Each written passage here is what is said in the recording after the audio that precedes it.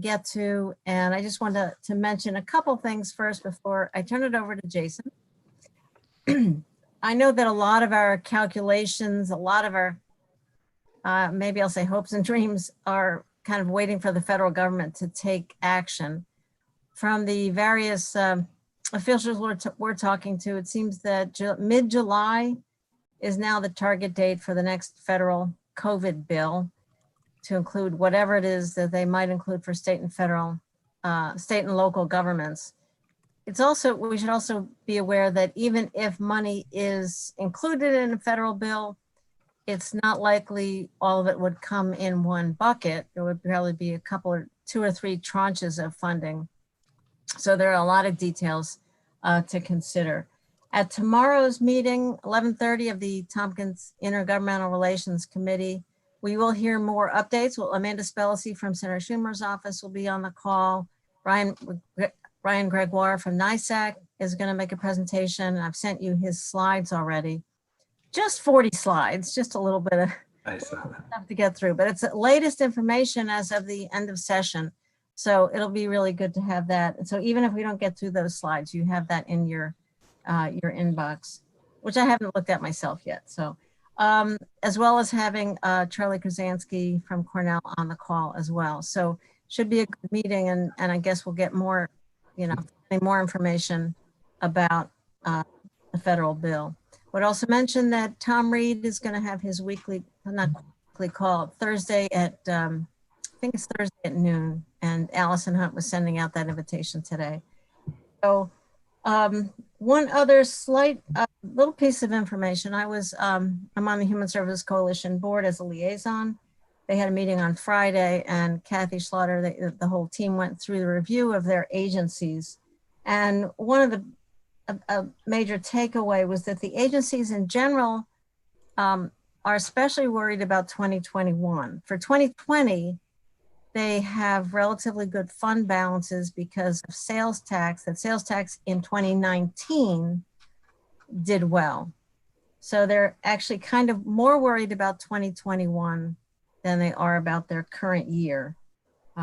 So that is one thing on their minds. The other is that a lot of the nonprofits have seen big spikes in fundraising and philanthropy on a short-term basis in response to this crisis. They're worried about whether the typical end-of-year donations will hold up, or were people kind of giving now instead of giving in December. So those are a couple of sort of things that they're worried about as they go forward. We'll hear more about that later, I'm sure. So with that, I just want to thank everybody for taking the time to come to this meeting today, and hand it over to County Administrator Jason Molino. Thank you, Martha. Can everybody hear me okay? Good? Okay, thank you. I did briefly review the NISAC presentation that you sent out, Martha. It's good information. A lot of the statements and assumptions in there are very consistent with what we've been doing and in this presentation. So it was assuring, and we've been in communication with Dave Lucas and Ryan all along, but it's ensuring that what they're talking about is a lot of the same thoughts and process we've put together with this PowerPoint. Before I get into it, I think just to go back a little bit what you said, Martha, with the Human Service Coalition, a portion of their funding is based on what's received in a prior year's, a portion of a prior year sales tax. I actually think it's 2022, because I think it's a 2-year delay where they get hit with what would happen in 2020. Nonetheless, it's an important, that could be countered with some recovery in that case. But nonetheless, there's a delay in it, and it's important to understand how that relationship works, because they get a portion of their funding from sales tax of a prior year, and then they get a portion of what you appropriate. And we can confirm that too, and talk about what it looks like for them. So if you want, I did send out the PowerPoint just a second ago. It's updated from what I sent out on Monday, I believe Monday morning. I'm going to share the screen if that's all right. Go right ahead. All right. And let's try that again. Can everybody see that? So it should say 2021 budget review, yes? It's good. See that? I just moved the screen. Is it moving? Yes. All right, great. Okay, so what I did here is I thought it would be good to kind of recap a little bit of the 2020 year, what we've learned over the past 2 months since the last time we met at the beginning of May. Go in and see how things have updated, and there has been some updates just as of late last week in terms of some EFMAP funding that we received. So that will act as a benefit for the year end 2020 because we'll make out with additional revenue that we didn't anticipate, and it will impact 2021. We're still trying to figure out how much it will impact us, but it'll impact us in a positive way because they did update some of the ACA EFMAP distribution. So I'll get into that. Jason, excuse me. You're breaking up a little and you're not very loud. Are you, I don't know if actually there's a connection, probably might need to take your video off. I could try speaking up a little bit more. Yeah. A little bit better. Yeah. If it gets more spotty, we might ask you to take your video. Okay. I can do that too. Okay. Thank you. Yeah. All right. Yeah, we'll try now. You don't need to see me, you can hear me. So tell me if it's not any better and we'll go from there. But that sounds better already. All right, good. There you go. So you just got to take my picture off the screen and it gets better. Yeah. I'll talk a little bit about what that means at EFMAP funding, but we'll go a brief overview of this year, what we're looking at for 2020. And then talk a little bit about what we know of 2021. And there's obviously a lot of variables that I think will impact that. But let's start. This was I want to reuse this slide again because I thought it was a good summary put out by the Division of Budget a few months ago when they started to capture the impacts. The reason we're in this position right now is obviously because of COVID-19.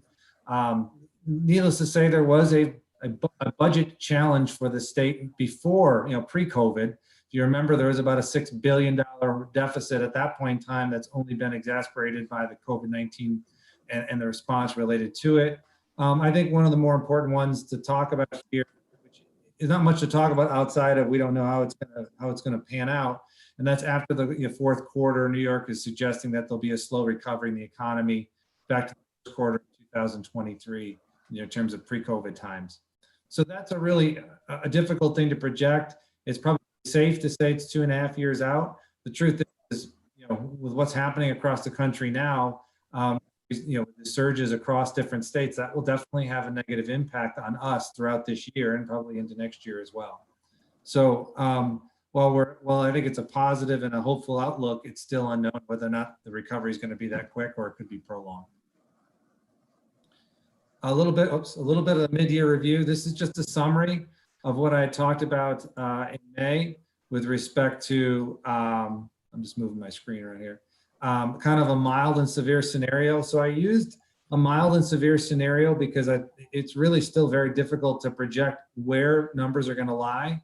Also, some of the information we had, including NISAC's financial update, did talk about a mild and severe scenario. So when we did this, let's say we'll look at a more of a mild and a more of a severe options because I just don't think it's practical at this point to try and narrow it down into a single small range.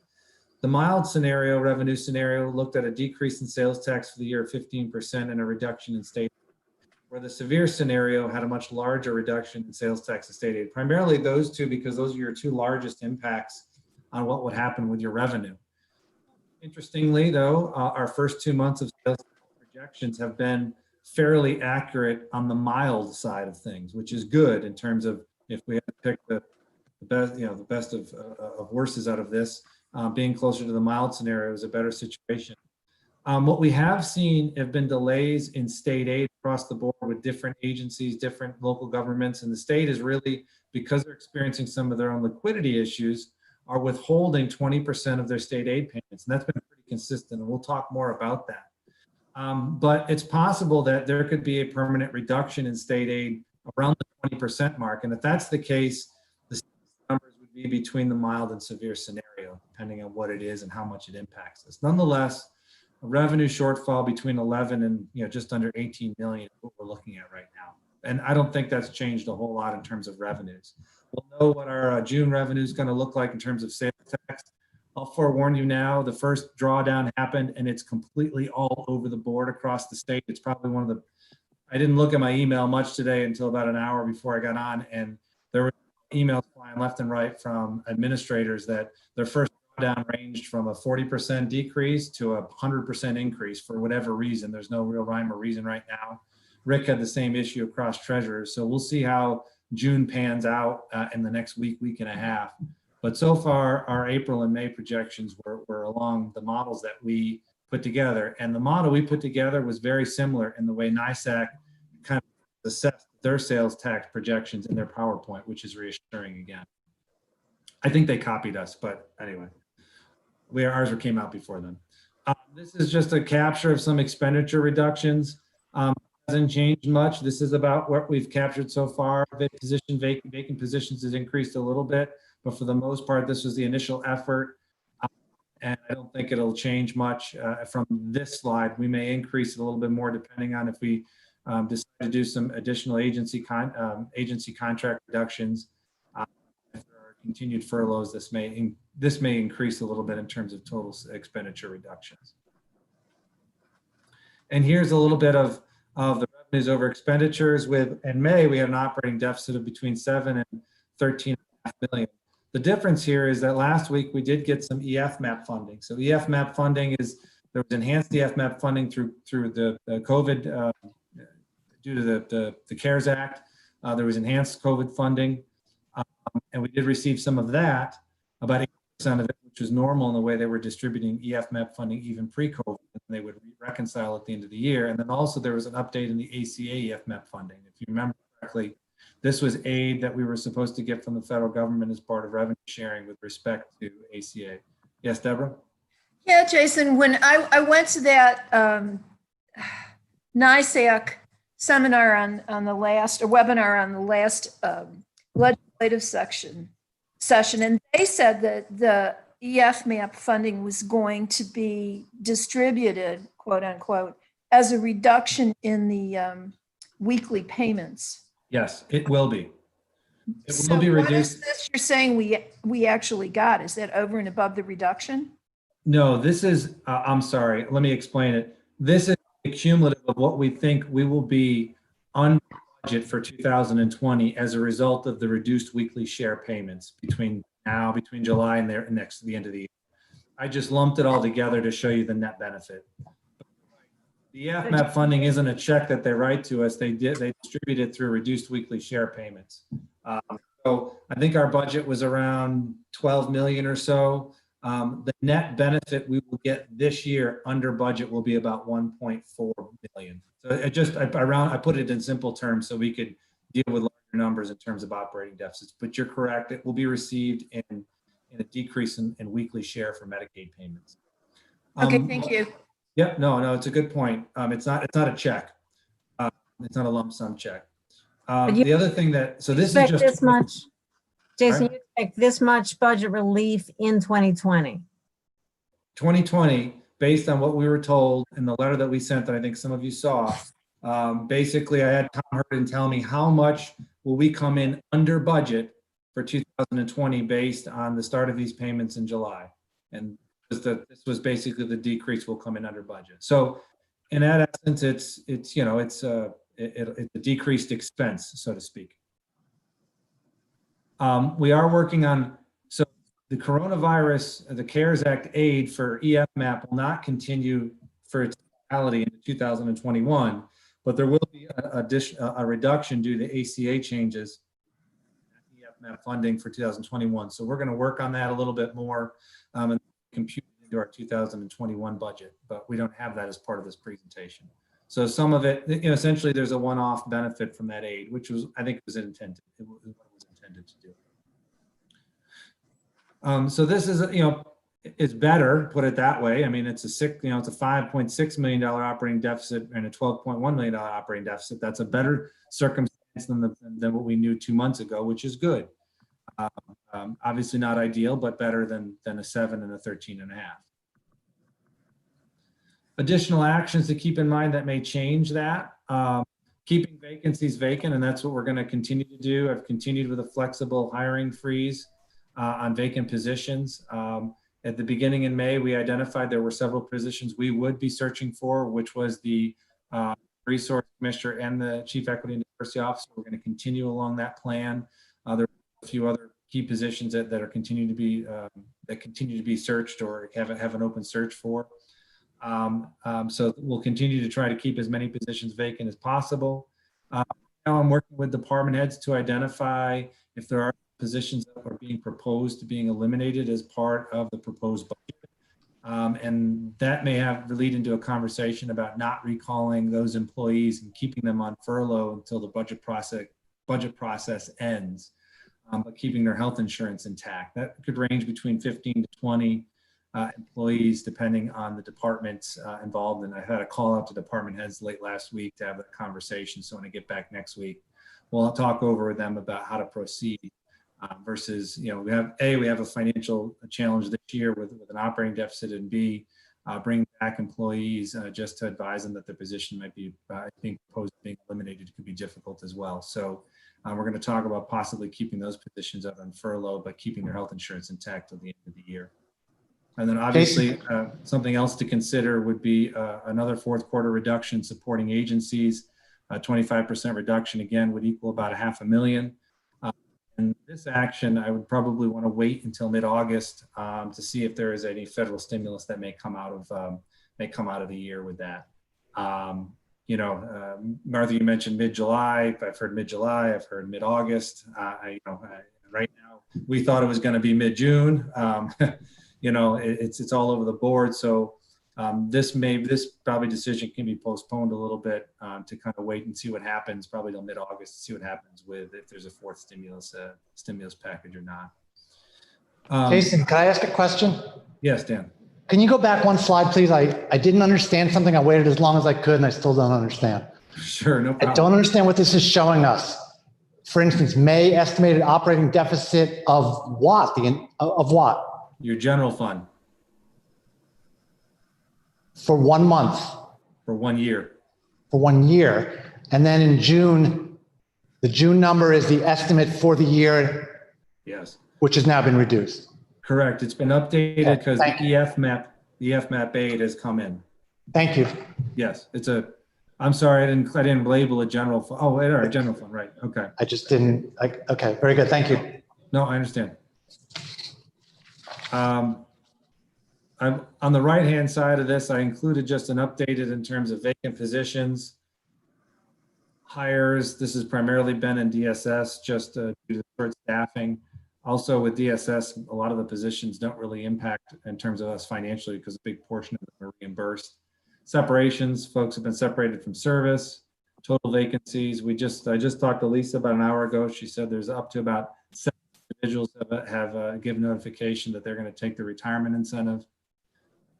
Again, total furloughs with the number that have returned as of 6/22. And again, if you remember, we did anywhere between 6-week to 12-week furloughs, depending on the department and the situation. Some of them were partial and some of them were full-time. But I want to give you a recap over the past 2 months as to where those positions are right now, and numbers have come back and where we are with vacant positions. Other budget concerns, there's 2 slides here that I wanted to include. This is an update of the what happened in May. Remember, there was a change in the 730 restoration services. So this is a situation where an individual is arrested, is not fit to stand trial, so they have to be hospitalized. In the prior years, the county shared this cost 50-50 with the state. With the adoption of this year's budget, it is now 100% local share, meaning 100% covered by the county. This could be a $50,000 increase over the prior year. And also, this would take effect for this year. Next year, we start to have a hit in sales tax because of the creation with the distressed hospital nursing home fund. The state is going to take off about $330,000 off the top of any sales tax we receive to put into this fund, capitalize this fund. That'll start in 2021 and supposedly sunset in 2022. So I'm sure there'll be more discussion in later budgets about that. Jason, that 350,000 for the 730 restoration, that was the number last year, I believe. That was the increase we projected last year. Do you know if that's kind of looking like that would be the actual increase for 2020? Or is this, This is what around what we spent last year. So if I just double it because we're paying another 50%, that's how much it would increase, another 350. is it impacted by our smaller inmate population? Or does that, This is a difficult one because these are individuals that have to be hospitalized because they're not fit for trial. So it fits into a different category. This is probably a better conversation to have with Frank about the circumstances of these individuals. thank you. Yep. On the increased revenue decrease side, we have some answer with respect to the EF MAP funding, which is good. This is part of the stimulus. Receive that, and we'll continue to receive it over the next few months.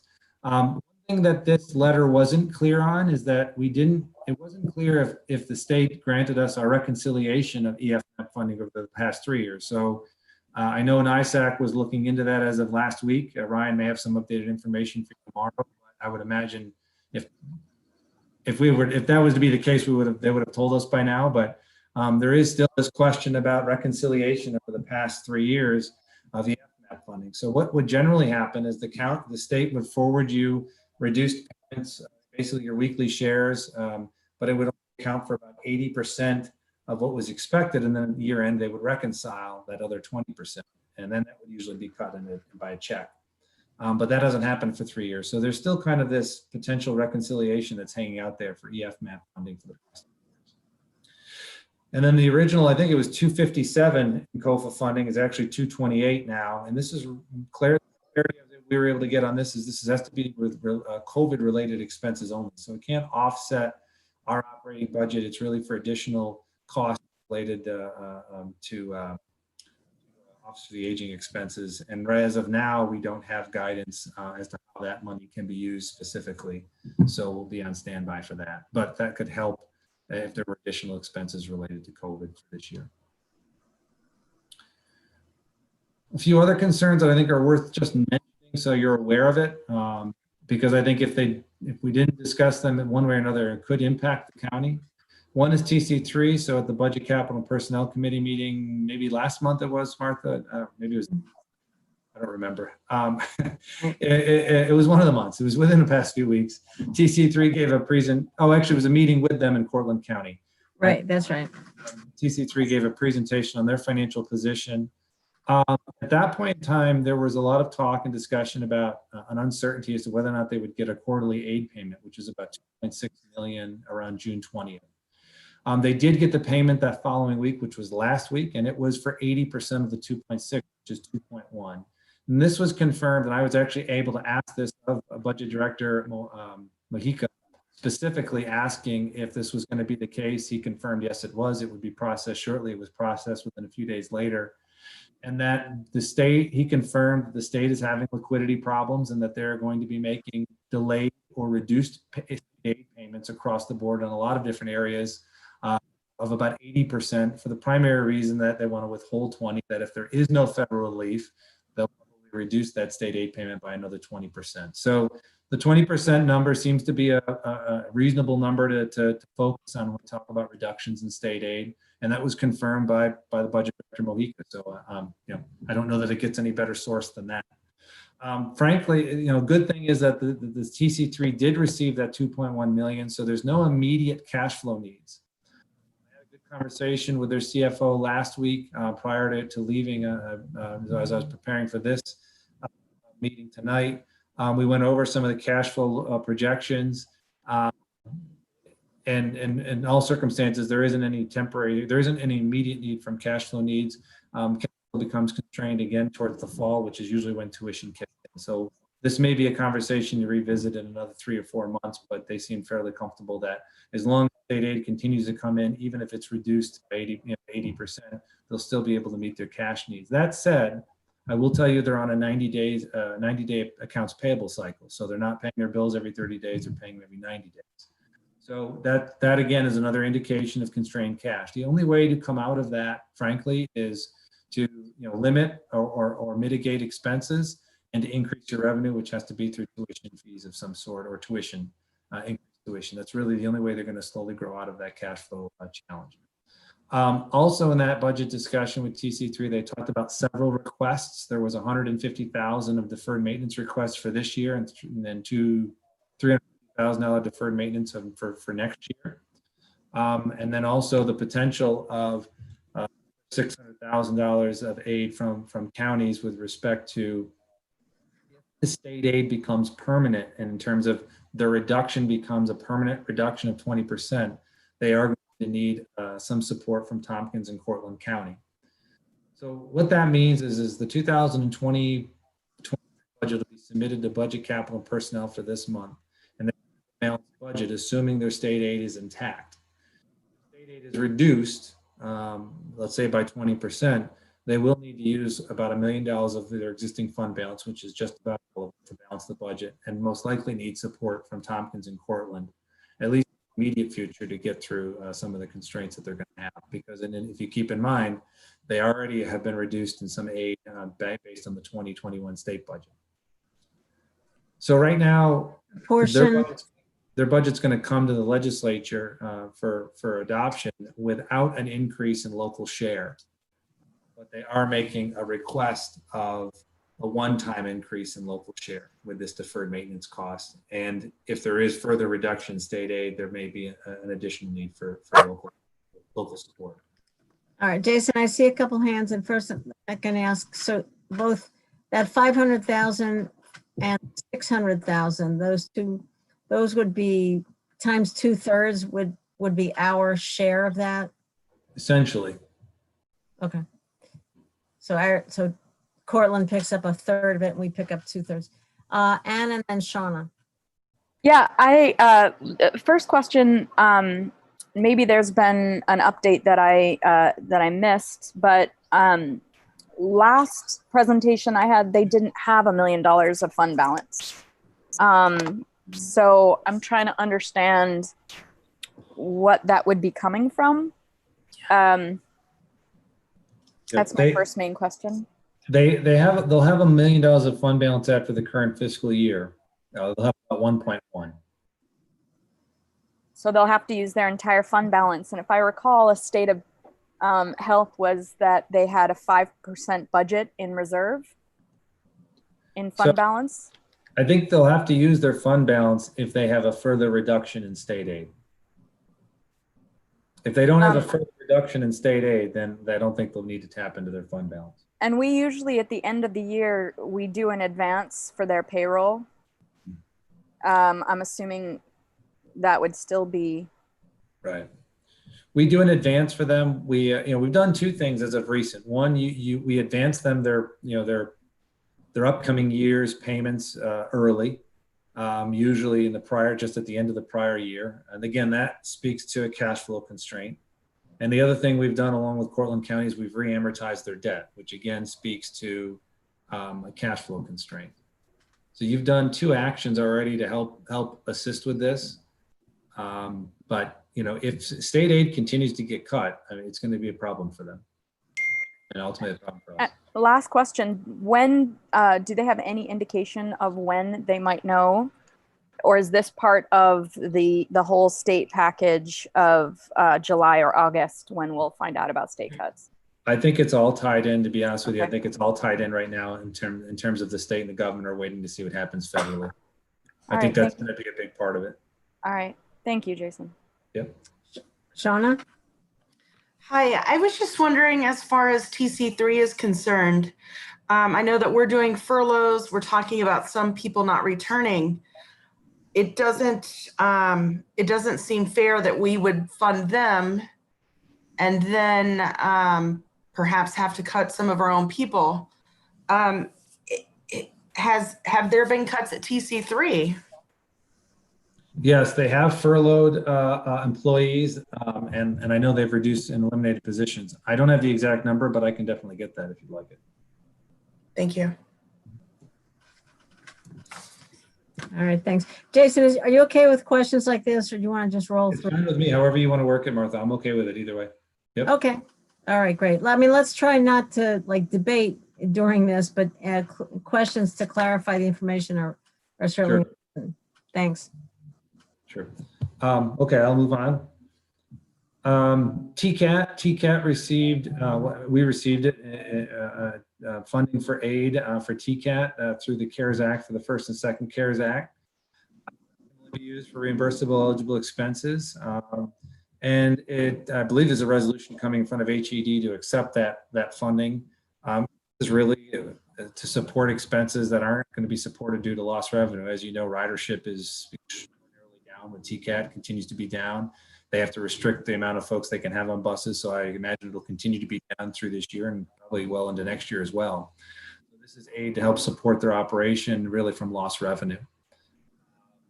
I have had conversations with Dwight as well as Scott preliminarily about understanding as they're learning as they're going with respect to projecting forward as to what they think the revenue shortfall is going to be. This is really aid meant to support public transportation. And also just another example of the state aid payments. Their STOA payments for the first quarter was not received yet, at least as of last week. I haven't touched base with Scott this week, but as of last week, STOA wasn't received. Deborah? Yeah, thank you.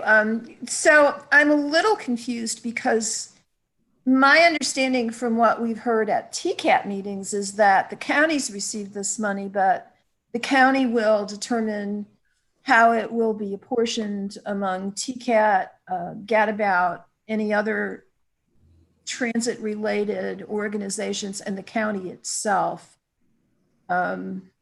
So I'm not sure that is it entirely accurate to say the whole 9.27 million? No, you're correct.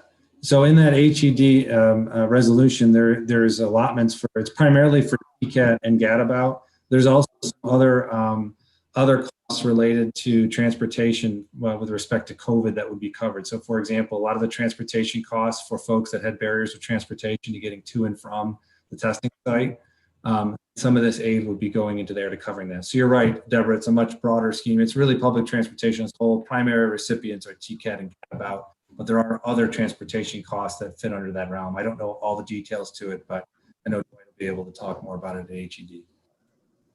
Thank you. Yeah, that's correct. Mike Lane? Jason, how much is that STOA payment that they didn't get? Oh, I don't know that. Deborah, you might. I don't have it off the top of my head. I'm sorry.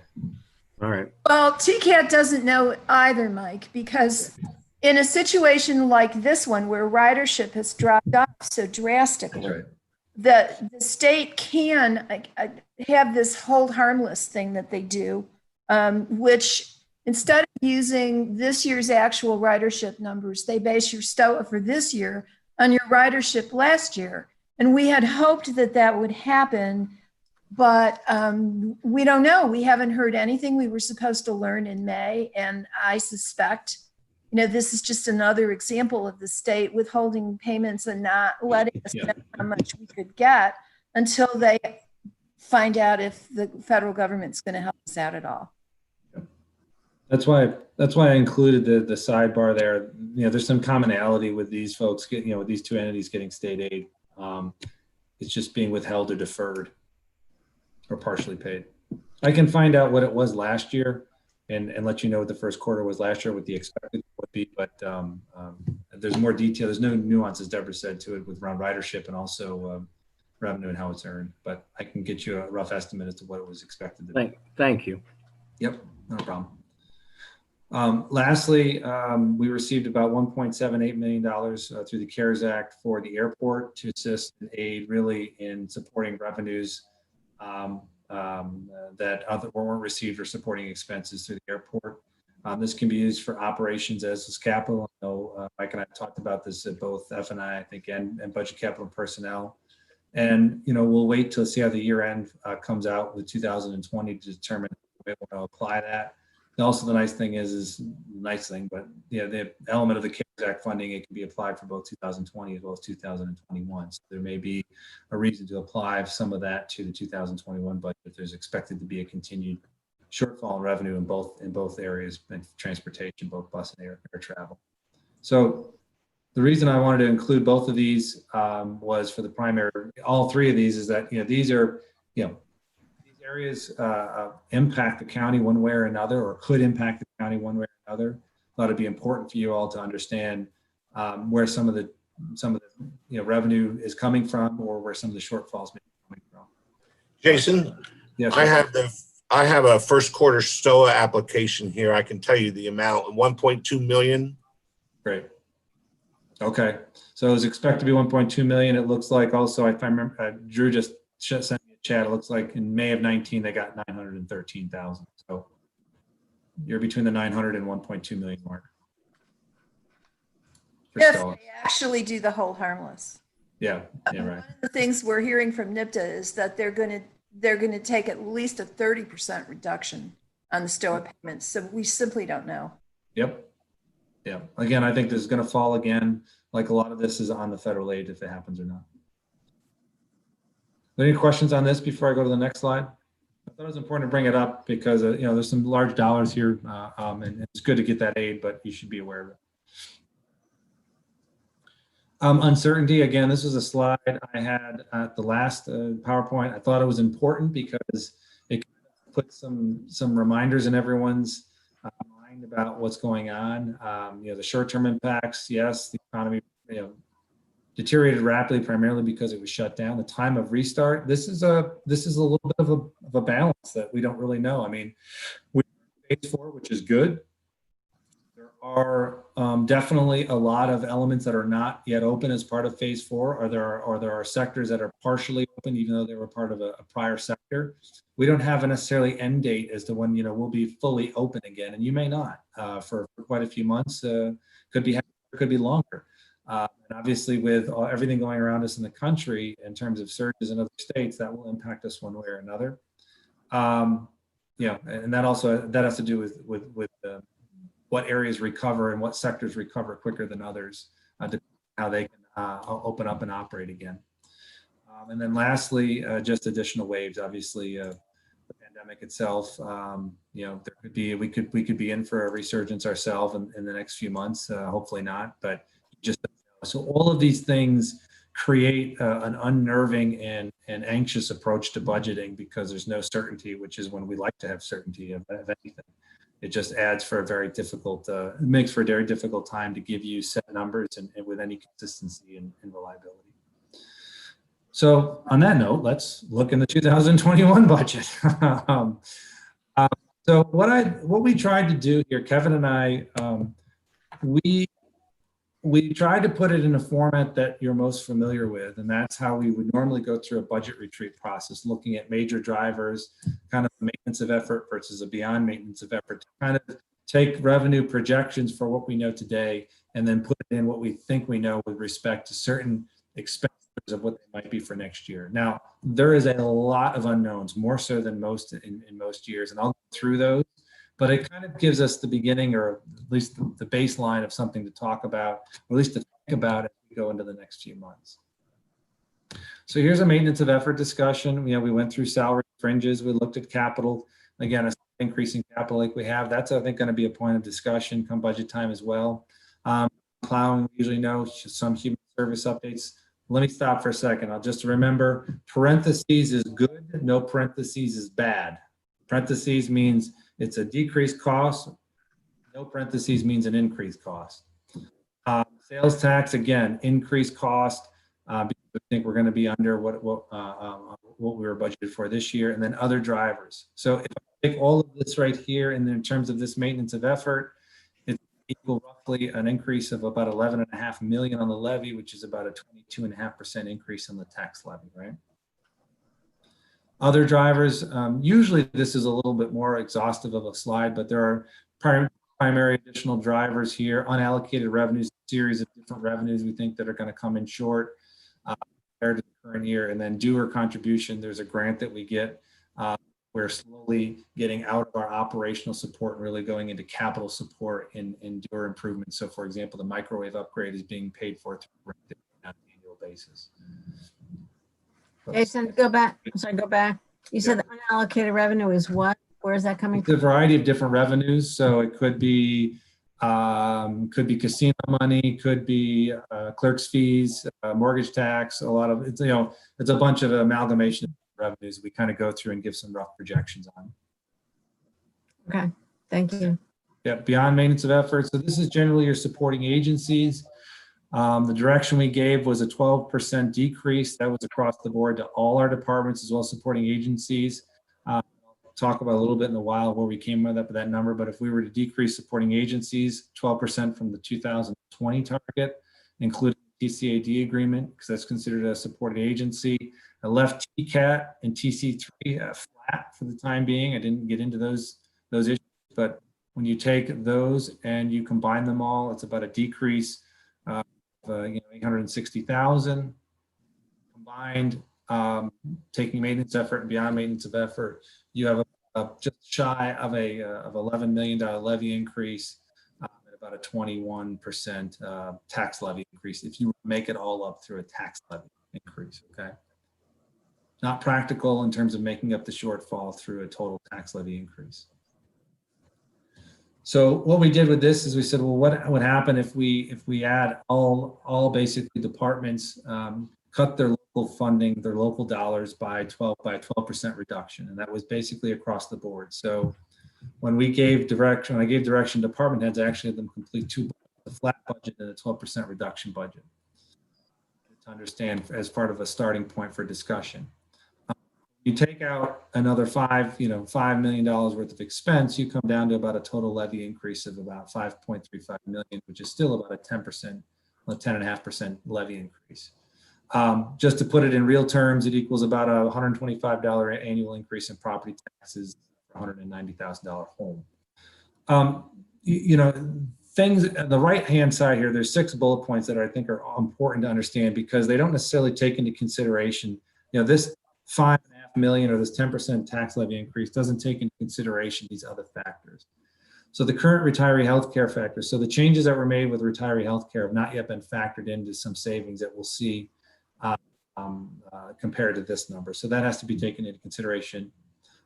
Recovery, again, we're using some very broad sectors and categories, and we're looking at economic recovery. Hopefully in another month and a half, we'll have certainty, we'll be able to narrow that down a little bit, or at least have a better understanding of what may or may not happen. Capital program, I think we're going to have to review and revamp the capital program to understand prioritization of projects, how much we're annually appropriating for capital, understand how much we want to invest and how that impacts the tax levy increase. Staffing and other reductions, part of the process I'm about to go through over the next month and a half is meeting department heads as what they've submitted with expected vacancies, elimination of vacancies, or elimination of positions. So that's yet to be determined, and that could obviously change this number. The EF-MAP reconciliation, we're going to understand what the impact will be for 2021. That has not been factored in here. Conversely, state aid reductions. I don't know what state aid reductions could be for this year or for next year. So it could be bad in terms of negatively impacting this number. Point being is there's a lot of unknown factors. This is a starting point, at least a discussion point, kind of give you a snapshot. The governor comes out with significant state aid cuts tomorrow. It could change this discussion for the worse. And the economy could recover better than expected in the fall, and they could change it for the better. I don't know the answer to that question, but I think there are several things you should know as we go into the process that could change the outcome of this right here. Okay, I've got Anna's hand. Sure. Yeah, Jason, thank you so much for this. One of the things that I'm thinking, I think this is one of those times where it would be wonderful to have the public see this so that they understand the breakdown, and we can all be on the same page. And there are some acronyms that people may not understand. I was hoping you might give, we know it, the EF-MAP, but give a 1 second, what is EF-MAP for those who are watching? Federal, as if that's possible. Medicaid. It's related to Medicaid aid. I think federal Medicaid. I can get it for you. I'm sorry. It's not that. I'm not asking for the acronym. Simply just what it is, which is, it's it's not super straightforward, but that would be great. No, sure. So the EF-MAP reconciliation is obviously would be a benefit to the county because it would show an increase in aid to the county, which would result in a decrease of weekly payments to the state for Medicaid. Right, because we pay part of Medicaid, Yes. The federal have- government reimburses, but the state doesn't necessarily give us all So that in we New York are State, due. the old, the good Medicaid challenge and discussion is that state shares part of the Medicaid costs of this federally and state mandated program with the localities. Up until recently, there was a greater share. It is capped around 12 million a year for us. Increased EF-MAP aid could mean that 12 million could decrease on an annual basis. Right. So we overpay, and at the end of the year, we're supposed to get reconciled. That's all. Yep. Yeah. I just want to make sure people knew. Yep, good points. I'll move to the next one. So- Yeah, Jason, just to Yep. say, so in other words, that last bullet seems like the really big hammer that could fall. Like This one, state aid? state aid, like even without any cuts that might be coming from the state, we're looking at a 2.5% levy increase roughly. before So we see this any- assumes a 15% cut in state aid. Okay, Um, okay. Actually, let me, no, this does not. I'm sorry, this does not assume that. I apologize. I got my slides mixed up. This does not assume that. This does not assume. So yes, you're correct. If there is more state aid reductions, this picture could get, it will be negative. It will impact us negatively. I'm sorry. Okay, so this is the best case scenario. Right now with what we know. Like I said, there are some good things over here that will impact this positively. These Mhm. points that haven't been factored in here, but these are things that we're going to work on the next month and a half to help bring this number, down and improve upon. But the last one there, the state aid reduction, if we get hit with a 20+%, reduction in certain state aid, that's going to be a challenge for sure. And EF-MAP stands for Enhanced Federal Medical Assistance Percentage. Thanks, Jason. Yep. Assumption, the tax cap. So you put that funky slide in here that reminds you all how easy the tax cap is to calculate. I spared you but we did a preliminary number. Kevin did a preliminary number with our tax cap estimate. This will change. But right now, the tax cap is about 3.74%. So about 1.9 million you could increase on the levy and stay under the tax cap. Obviously, that's less than, $5.35 million increase. So if you were to adopt this, it would require an override on the tax cap. Jason, do you know, in these various calculations, have you identified how much, what penalties we would see Yep. went over the cap? So there's really one primary penalty, and that's related to the raise the age reimbursement. We haven't had a lot of raise the age reimbursement. I want to say under 100,000 in this case. And there's actually a way to appeal it if you're fiscally distressed. Okay, Appeal process, which we would appeal for and appeal to, as I would imagine probably any county that would do an override would. So there's an element for an appeal process to ensure that you're not penalized for it. And if you remember, the last attempt that didn't pass through this executive budget was to penalize us through, increased Medicaid payments. That wasn't adopted with this executive budget. But that would have been, if that was the case, we would have really had some challenges. But yeah. okay, the great news then, we could probably win that fiscally challenged. I think everybody could right now if this happens to come the way it is now. Yeah. So Okay. an avenue to plead your case and basically request from the division of budget that, we have a we're fiscally distressed and are entitled, we shouldn't receive that aid. Okay, Deborah? Yeah, I realized that we could easily make a good case for being fiscally distressed, as could almost every county in the state. But I'm wondering, as a political matter, how likely it is that the state would allow us to do that. What do you think? I mean, I don't think the state is going to, they're not going to, say hit the pause button on the tax cap. They're not going to. That was pretty clear early on that there was no chance the state's going to say, we're going to allow overrides, without any process. The state can't neglect the fact that if they cut state aid significantly and they put all these huge other costs, they can't deny the fact that they've been a driver of this. So, it's not public process, the appeal itself, you know, it's a paperwork exercise that we go through and that I file when we file for reimbursement. Why they would do it or why they would deny it. I mean, obviously they can. And if we get to that point, you know, we'll have the discussion as to whether or not we should. It's hard to believe that the state would take that hard approach. I mean, they create a process for this exact circumstance, similar circumstance, and they don't authorize, you know, they don't use it. You know, I wouldn't put it past them, but it really, if they want to throw us a bone, they could do it.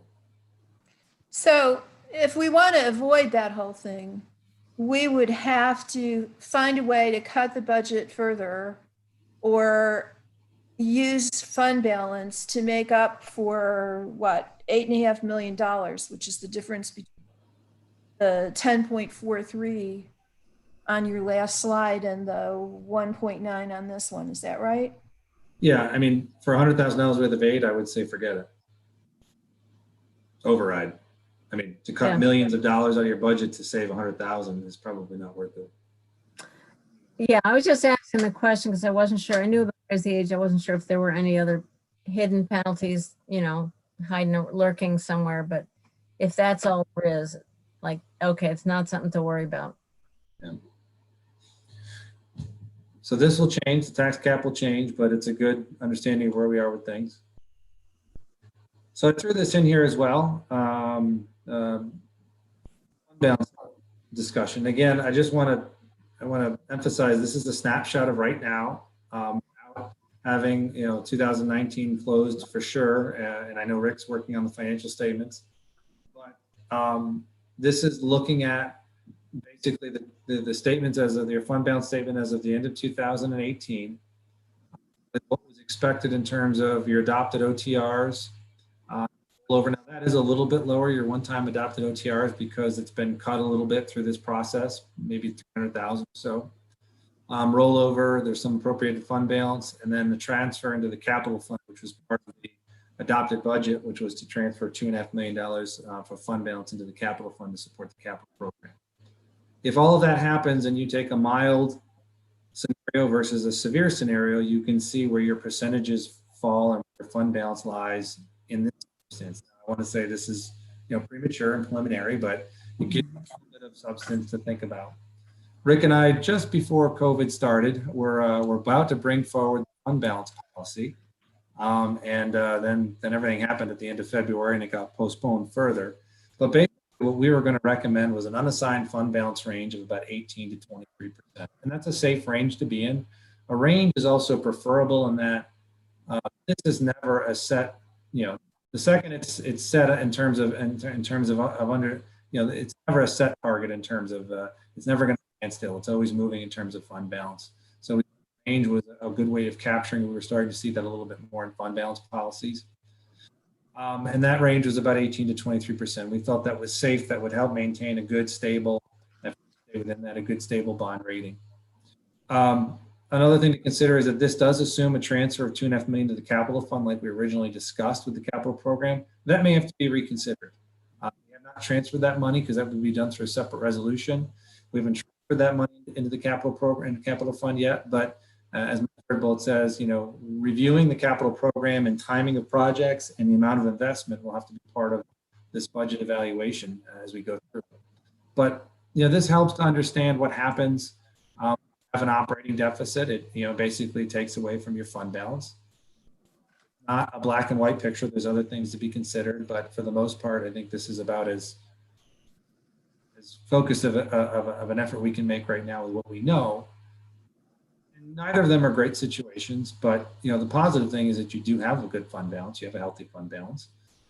We take the transfer of 2.5 million out, it would bring you more around a 60% for the mild scenario, which would be close to the bottom end of our range, which is still positive.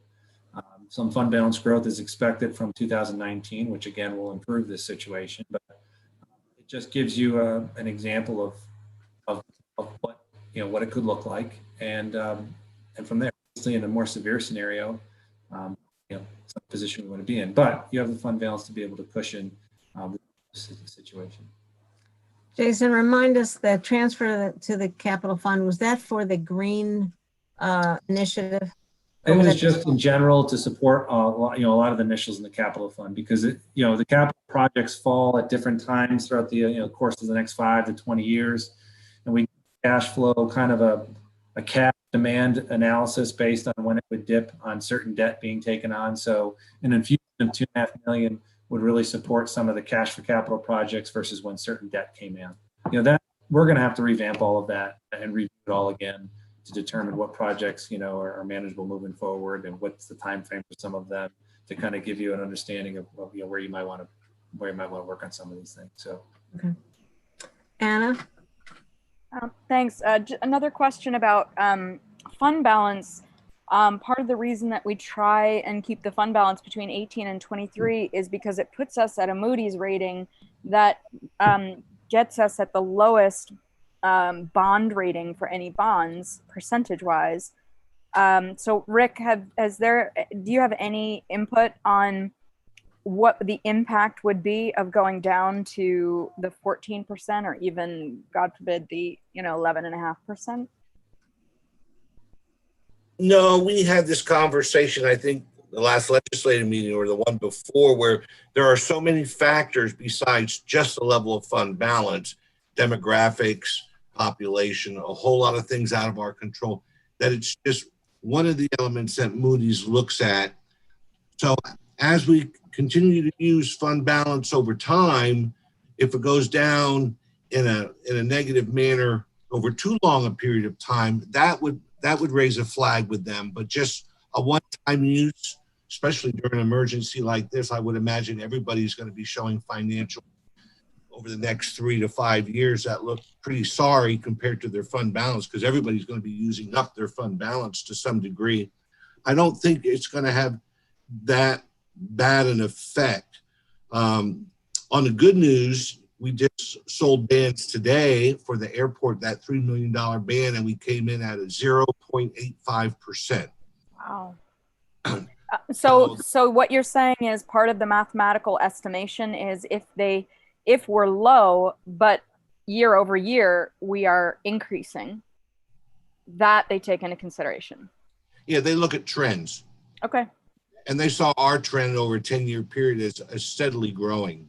And we can show a trend over the next 4 or 5 years of decreasing the fund balance. But with that comes a plan of why we're using it. We see that it is our own in-house self-financing scheme, if you want to call it that they look favorably on that, because we have a planned use of fund balance for one-time or capital projects, which would put us in a favorable light. Right, as long as we're not using it for operating expenses. Right. With the exception of an emergency year like this, because every government is going to be evaluated on a level playing field, and every government is going to be using some severe use of fund balance for operating purposes during a COVID-19 or any other emergency situation like this. Great, thanks. And in any case, borrowing costs are, as you just reported for today, borrowing costs are historically low. True. And likely to stay there. Okay, thanks very much. Mm-hmm. So again, I'll just echo what Rick said. An important piece will be, as we recover, continuing to build, our financial resources, build from whatever we utilize due to this situation, will be an important piece as to whether or not your bond rating slips or decreases. And also probably the local economy will impact that too. The local economy continues to grow, even if it's slowly over time, and recovers, that's going to add value to our bond rating. But this is a snapshot of what it could look like. And again, the positive of it is that you have a fund balance to absorb some of these circumstances, which a lot of people really don't. A lot of communities. So factors impacting the county's future, the economy, I put a question mark to it because I just don't know, what the recovery is. I don't think anybody does. We're hopeful that we'll really start to see the economy start to grow come the beginning of the year, the beginning of the first quarter of 2021. But as we all know, a lot of things could change that or could slow that. Fund use again, what are we going to use this year will impact us. New York State and Fed mandates, again, cut in state aid. That's going to be a big factor as to what's going to happen. Our infrastructure investments, I think, will play an important role in this, how we continue to move forward with them. And it's the same thing with retiree and current healthcare. As we continue, some of the changes you made a few weeks ago will positively impact the budget circumstances. They were good moves for everyone. Continue to monitor active healthcare costs as well. So the guidance for the 2021 budget, this was what I gave department heads. 2 budgets to produce so we could begin our conversations internally. And this creates an interesting dynamic in that in normal circumstances, the legislature approves a target budget or a fiscal target, and that is the building block of which is usually the baseline. And anything above that baseline is then considered an over target request. It's a little harder in this situation because there hasn't been a fiscal target for good reason. Everything we just talked about for the past hour or so is good reason on why it's been difficult to give a fiscal target. What we'll probably do is start from the 12% reduction perspective in terms of that being the baseline, and anything above that will be coming in as an OTR. Some of it may be making whole in certain areas, and some of it may be one time versus target, but that's probably going to be the baseline as we move forward. So that consistency in being able to look at everything from an apples to apples perspective. Budget reductions, again, given direction that they should look at personnel, as they look at personnel decisions to start with vacancies, looking forward in terms of investment with technology, and also what's critical to their mission in terms of programming. OTRs, again, my communication with the staff as well as the agencies is that it seems to be very clear, very justified, and I do not want just repurposed budget reduction. So I don't want them to, skirt the process of saying, well, I'm just going to cut here just to repropose this. It needs to be substantive. It needs to be, you need to challenge the business as usual approach. We'll continue with the OTR tracking again, as well as RBA was going to be replacing the result-based accountability was going to be replacing the impact assessments. That's been a little bit on the slow uptake only because of some of the layoffs and the staff that we've had, furloughs, and some of the staff we've had been working on has been furloughed, but we'll continue as we put this budget together.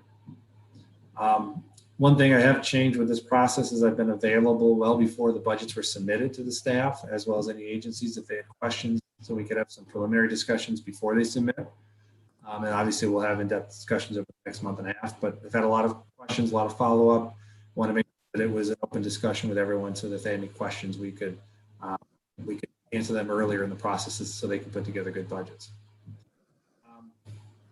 I think that's just about the gist of it. One thing I told them is some departments will be impacted differently.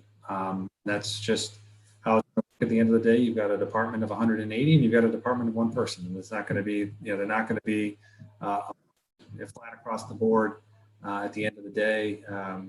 In terms of impact, every department, and some of it is going to be based on the circumstances. So just wanted them to be aware of that as we go into the budget process. But so far, all my conversations with department heads and agencies have been positive in terms of them thinking proactively how they want to approach this. We'll have, as we have in the past, we'll have good discussions in the next month and a half as we put the budget together. I think that is the last of the slides. I just continued this, kept this slide in there because it's not a marathon. It's not a sprint. It's not a marathon. It's a triathlon, really, to get through this over the course of the next few years. And there'll be new opportunities that'll come out of the challenges that we face. So that's the end of the presentation. If you want to take I can stop sharing, or if there's a specific slide folks want me to come back to, I can come back to it. Well, thank you, Jason. I saw Annie's hand up, so I don't know if it's on a specific slide. Ann? Yes, thank you, Martha. Jason, thank you for this presentation and all the work you're doing for this. I know this is hard things to look at, and we really do appreciate your knowledge and compassion when you're thinking about all these issues that affect the community and our staff. So my one question on the slide that's up there, you mentioned under OTR request, the last one, do not just re-propose budget reductions. I didn't understand what you meant by that. Basically, what I didn't want to happen is they're all given a task of reducing their budgets by 12% of the local share, which generally, for most cases, are probably going to be position reductions. Just to cut it and then just to repropose it. I wanted them to, there has to probably be some structural change to the budget and the way they provide services, and challenge themselves and their staff as to how they're going to continue to do that. I didn't want them just to go through an exercise just to re-propose it. Thank you. All right. Other questions or comments for Jason before we? Deborah has her hand up. I'm sorry, who? Deborah. Deborah, you're not using the blue hands. No, I'm using the white hands. Okay, because if I don't, Yes, hands. because if I don't have you on your little picture on my screen, I don't see that. So. Okay, I'll try to do better in the future.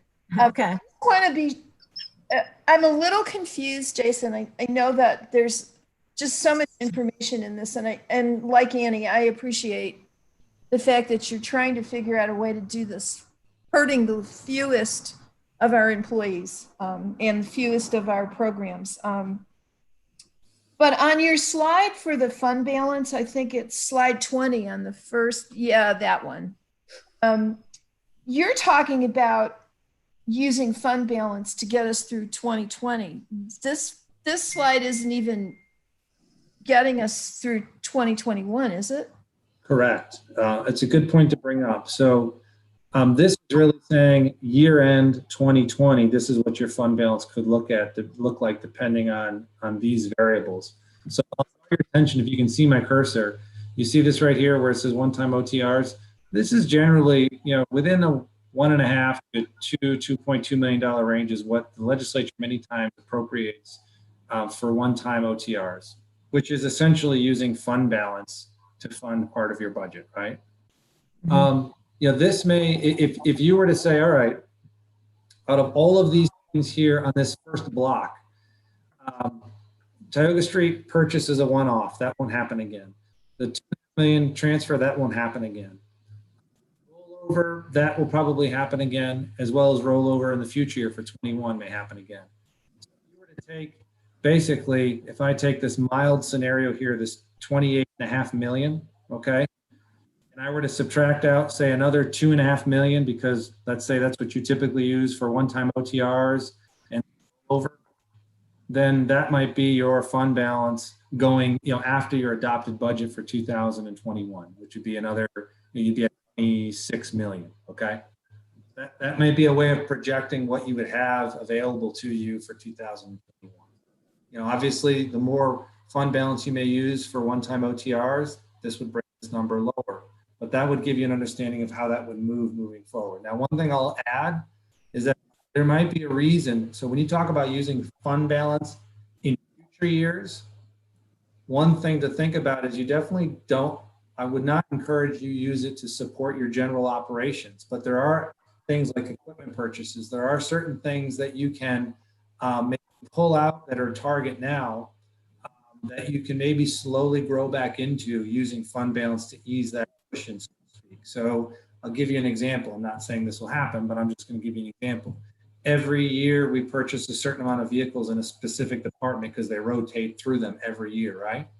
Well, we budget 200K a year on that. Well, maybe we pull some of that out and we say, all right, over the next, we take 100,000 out of it and we'll say the target's going to decrease by 100,000, but over the next 3 years, we'll use 100,000 this year. We'll use maybe 50,000 next year and 25 the year after, and therefore you scale back into it so that you're then putting back into target over a period of time, assuming the economy will recover a little bit and your revenues will start to grow. I could see where we might use a little bit more one-time OTRs, so to speak, or one-time multi-year one-times to kind of take some of the pressure off of the target and ease back into it over the next, say, 2 to 3 year period of time. That's how you could use fund balance in a positive way moving forward. The key to that is using less of it as you move forward in subsequent years. Yeah, I'm just concerned because the big uncertainty, as far as I'm concerned, is how long this crisis is going to last. I just want to sit on as much fund balance as we can in case it lasts for a really long time. Yeah. I mean, if you really think about things for a second, you'll get yourself into a bad place. But you'll start saying, "Oh my God, the recovery will not happen very promptly." The state's going to cut us 30% aid, you know, and it just sales tax is going to be stagnant. You're going to sit there and you're going to go, oh my God, if we have this severe scenario 2-3 years in a row, it's just going to be horrible. You can't, obviously, you know, you could really get into a bad place pretty quick. Start thinking that way. But that's why the ranges, I think, are important, the mild and severe. And that's why, you know, we're talking about it, about, you know, what we think is worst and the best case scenario in those situations. So you just have to, every month we're learning new information to try to hone those numbers a little bit better. I think we have to plan from a bad place, though, unfortunately. You have to plan from a bad place, but you also have to plan from a places you can be, right? I mean, you want to be conservative. You don't want to be overly conservative, just as you don't want to be, you know, not conservative enough. I mean, I know that's a very difficult thing to say, but you have to be, you can't cut to the bone and everything, but just you have to balance it as reasonable as you can. That's kind of why I have them submit two ranges in the budgets in terms of the staff. Some will be cut a little bit more than others, depending on the programming, depending on the priorities, and so on and so forth. But it's a tough balance, and throw in the uncertainty, it makes it even tougher. Let me, Mike Lane, I see your hand. Let me, before to follow up on that, for example, that the one-time OTR is 2.1 million. That includes, Jason, if I'm right, things like, I don't know, but did we put 180,000 into Upstate College Initiative as a one-time? When we did 3-year funding for the Child Development Council, things like, right? Law work. So those are, and if we can take some time in a little bit to go through some, like the criteria, the one pager I sent out, sort of questions, how do we make these decisions? We can talk about that, because in many, I mean, basically I think every nickel we spend can surely be defended as providing value. I think that's pretty, maybe not every single nickel, but you know, we really do examine every expenditure, and I think there's a justification for all of it. But some of these things we just may have to bite a bullet and say, those are really nice. We wish we could fund those, but maybe not for the next year or next 2 or 3 years. So that's the kind of line that 2.1 million represents. Is that true, Jason? Is that? Yeah, I mean, you're right in terms of those things you identified. Those are part of that one-time OTR. Okay. Mike Lane, then I see Anna again. If you're still on the slides, I can wait, but I just wanted to know when we're going to get into general discussion. Why don't you go ahead, Mike? Couple of things. I've been thinking about our 0.75% going to of the levy going into the capital fund, and maybe we're going to have to drop that back to the 0.5% we've had previously. I'm just throwing a few things out. I think we're going to have to think seriously about doing 2 or 3 dog and pony shows about the new budget. We haven't done those in a few years either. But I think with the changes, I think we ought to try to go out into the communities somewhere down in the city, and perhaps on one on each side of the lake. I've been kicking this around in my head, and maybe it's not possible, but I'd like to see us talk about a surcharge on our real property tax to let people know that it's temporary. Now, I realize we can say, well, we'll just raise it this year, and maybe we can reduce it again next year. Well, we know that won't get reduced the following year. If we could say it was a surcharge that we're putting on because of the COVID crisis for a year or two, for example, even if we have to frame it as one figure on the actual tax bill, because New York State won't let us do that. I do think it might come across to the people who are paying the taxes as understandable, but nobody likes to have it just raised, their taxes raised in a crisis, and know they'll never go back down again. So I just wanted to throw that out as a thought. Mike, before you go on, is No, that, I'm done at that point. what does that sort of mean? I'm not sure Sorry? if there's, Well, let's say we have our tax cap at whatever it is, but let's say we need another percent or 5% on the levy to raise our real property taxes. Then we say that we are going to have a surcharge for 1 year of 5% over and above what we've got to get to. And I understand the logistics of it might be a little more complicated, but it would give our taxpayers some kind of hope that it wouldn't last forever. That's all I'm trying to say. I understand the idea. I was wondering if there's a legal mechanism to do that. We can only do whatever the state law allows us to do. I'm sure probably Jay and Jason will tell us that, but we can still couch it in such a way that it sounds like we might be taking seriously our obligation to reduce it in the future. It's just a thought I wanted to throw out for people to think about. Okay, thank you. Anna?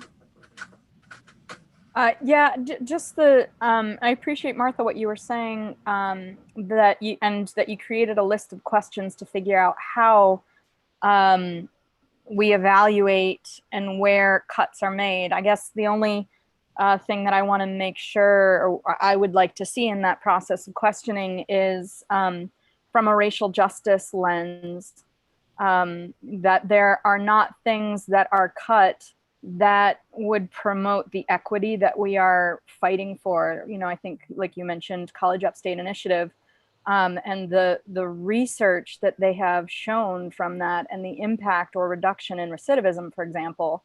I think that the negative impact of cutting it would be greater than the cost of it, as far as our efforts with racial justice. So that's just the only thing I wanted to add, that I hope that is part of the evaluation of the programs that we have in all of our departments and agencies. So that leads me into, at the end of our agenda is legislative priorities and criteria for decision-making, a discussion. Let's go through any other questions on sort of the nuts and bolts and the numbers. And then I figured out how to share my screen. I feel so proud of myself. And so I want to try to put that list of questions up on, and we're not going to give Jason guidance as we usually do. We're not going to say your target is 3.2% levy or whatever. But I think a discussion here, basically of our values and the different considerations we want to go through, the things that are important to us. And I'm not going to ask for any vote on particular values or particular directions, but I think if we can have a bit of an open-ended discussion, maybe that would be useful. I do have a couple of other nuts and bolts questions. Jason, you mentioned casino money, and I can't, where is that figured in? What's Unallocated revenue. What? Unallocated revenue. So you saw that as going down $1.5 million? I'd have to look exactly what it was decreased. I know we have it decreasing this year for obvious reasons, and then I think we'll have it decreasing for next year as well. I'd have to look again to see specifically, because there's a bunch of revenues in there. But yeah, we had it decreasing. Okay. And has there been any kind of idea from the governor about whether the casinos are gonna open, and if so, when? Is that like phase 5 or 6? There's no phases that beyond phase 4. It's just, they've got, I know, any industry, whether it's a gym or a mall or a casino, has been working to try to develop their reopening or reactivation plans, similar to higher ed. They've got a difficult, the governor's even acknowledged casinos got a real difficult lift. You're dealing with seats that are, a foot from each other, and you're all touching the same thing. So I have no idea how they're going to do that. Right. Forgo the revenue and avoid the infections. So, and I just want to mention to folks that a number of years ago, and well, I cannot even remember, I don't know, it wasn't the Great Recession, it was earlier than that. We had a serious task force looking at whether we should try to impose a local income tax. A few of the veterans here will remember. And it was, I think Tim Joseph was chair at the time. It was something we looked at, at in depth, because we thought, well, if, property tax is quite regressive as a tax. You may have purchased your home when you were working and now you're retired. Many reasons why it's a difficult tax for folks. You don't want to lose your home because you can't pay that tax. Whereas income tax is progressive. If you have a better year, you're paying more. If you have a worse year, you're paying less. After a great deal of study by a top-notch community group, they really identified this.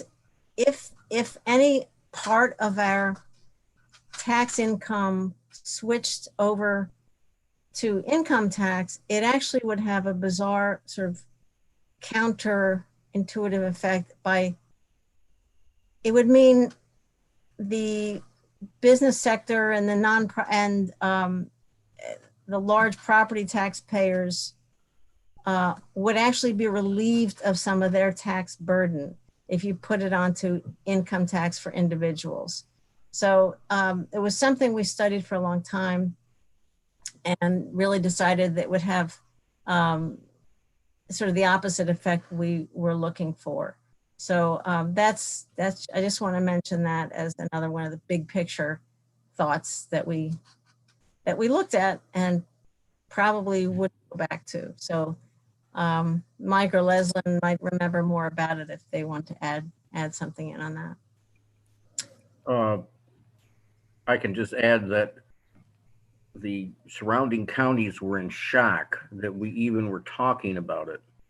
Worried about our commuters, the commuters from those counties coming in here and possibly being taxed. Seneca County, for one, passed a resolution, and we hadn't even proposed anything. We hadn't even talked about it on the floor. So it was it sent out shockwaves. I see in the chat, Annie asked if that report exists. Kathy Cover, you might be able to find that somewhere. I can check our records and see what we have on file. Okay, great. Somebody needs more stuff to read. Anything else on the nuts and bolts, the numbers, and what Jason has proposed and is presenting here? Yes, I have a question. Dan. Dan, go ahead. I don't know if this is the right moment to ask it or if there's anything to be said, but I'm wondering about how we're going to think about, or how we are thinking about, potential employee layoffs this year, or furlough through the end of through the end of the month, and then what? Yes. So one of the discussions I'm having with department heads next week are just that, what positions, some positions may be proposed being eliminated in the budget. Some positions are slotted to come back to do some work. So the question is, do we continue the furlough through the end of the year, continuing with our health insurance before, once the budget's adopted, if those positions are eliminated, then finally separate from service? That would probably be the preferable route. But right now it's probably 20 or so positions that fall in that category. So it's a conversation I'm going to start to have with department heads when I get back next week. So kind of handled on a department by department basis, looking at individual positions and. Right. I mean, some of it will be offset by if there are expected retirements that are going to happen within that time frame, and positions can be, folks can be shifted into those roles, or just not. There might be opportunity for them to shift into different roles. So it's not a static conversation. It's fluid depending on different decisions that are made. And even the furlough calculations that we made could, as we're hearing that the feds very likely might not continue that $600 addition on unemployment insurance. So wouldn't that change the calculation, Jason, for some of our employees who right now being hurt by this?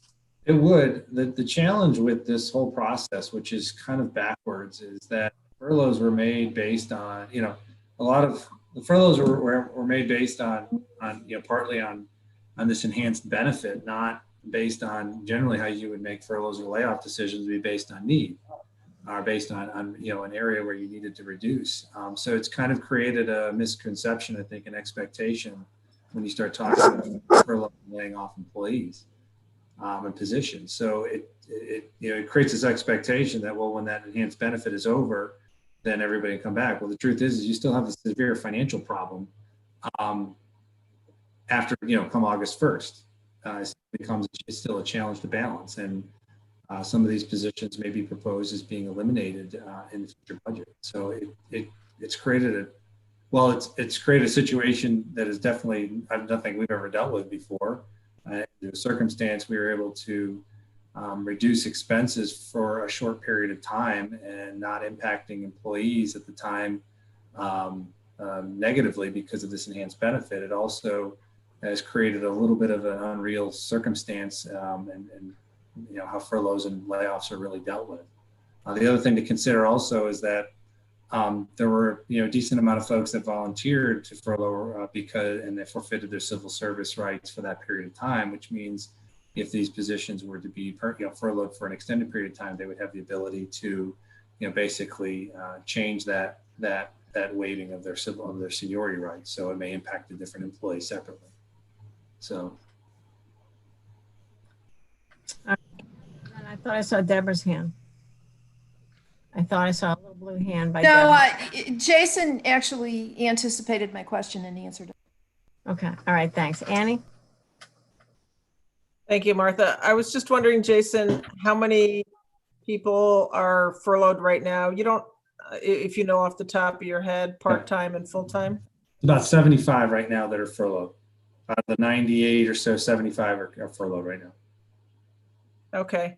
And as another thing, as I thought you said at a meeting, or somebody said that at the end of July, maybe the last week in July, that the federal incentive might stop versus going through the whole of July. Is that correct? Yeah, so something, there's, when this started, July 31st was the last date that this benefit could be received. And it looks like there's been a mid-course correction in the way the state has, and the way the federal legislation has been interpreted, in that it's no longer July 31st. In New York State, it's July 26th. So this was not anything we anticipated or anybody anticipated. In fact, the Department of Labor's website changed when this interpretation came out last week. So this is a mid-course correction, and basically our approach is that if folks are going to be recalled back in service, they'll be recalled effective July 26th. If they weren't going to be recalled, they won't be. And we'll just bump up that date a week. It's a little concerning, but this is it happened mid last week. Without much forewarning, and frankly, without much advance notice from the state. They didn't really tell anybody about this. We got wind of it, dug into it a little bit, and then we're able to, and the language still is vague in terms of interpretation of federal law and how it's being interpreted. But that seems to be what the state has changed with their website. So it's not a July 31st date, it's a July 26th date now. Okay, I'm totally shocked that New York State would change their mind abruptly about something without giving us advance warning. So another thing I'm wondering if this is in your wheelhouse as a consideration, that some people might be furloughed for a couple of more months, or you mentioned through the end of the year possibly. Are you looking at different scenarios with that? Yes, that's all part of the conversation I would have next week with everybody, and try to understand.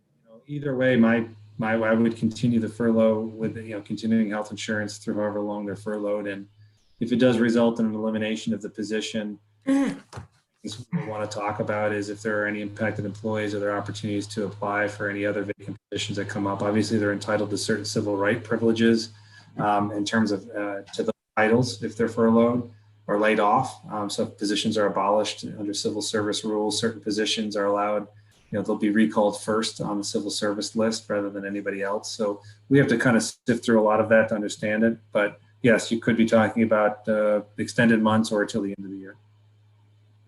Well, last just comment I want to say, I'm glad that we're looking at trying to keep health insurance as long as we can for people. So thank you. Yeah, I think it's a reasonable thing to do under the circumstances. I know a lot of people aren't, but if we can, we should, and we'll try to continue that if we have to keep people out. Jason, if I can understand, when you looked at which individuals to furlough, you kind of had a picture of looking at people where their income level was such that with the $600 plus up, they would either do as well or even better under a furlough.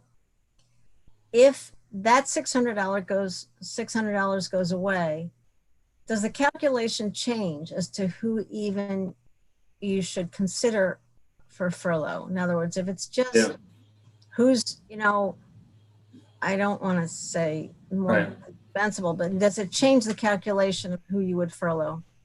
It doesn't change it, only because I go back to my original statement, is that when you're talking about furloughing and laying off positions, you generally don't take into consideration what we took into consideration, which is, the gross, what can be benefited from the unemployment benefit in that sense. I mean, it's just usually not part of the conversation.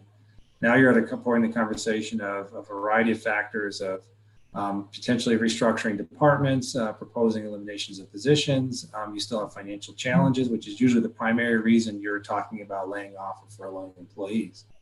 So while that was I think a benefit at the time because we could consider it, it's not really part of the calculation, unfortunately, which is where I think, the value of continuing, generally also speaking, most employers don't continue health insurance for a period of time.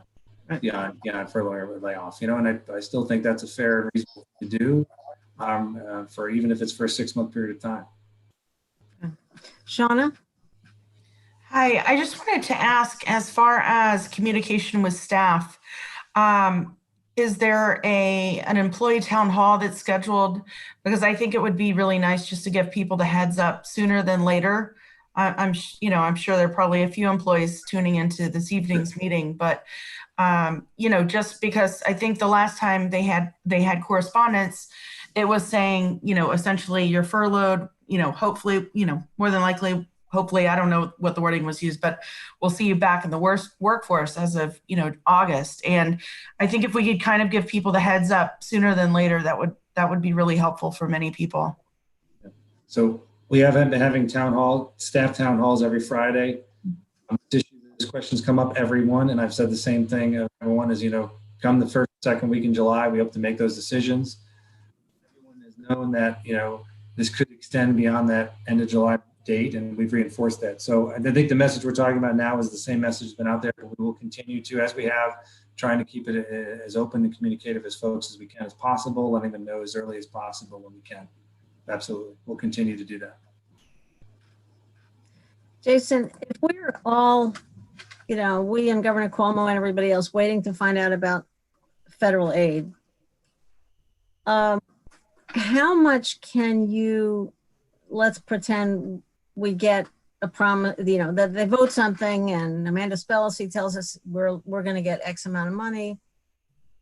How much can you, like the EF-MAP money, can you basically count as if we have it, even though the cash flow will be longer delayed? I mean, can you then calculate assuming that money will show up? So some of it depends on how the aid can be claimed. If it's based on expenses, certain expenses qualify for it, then it could be an accounts receivable.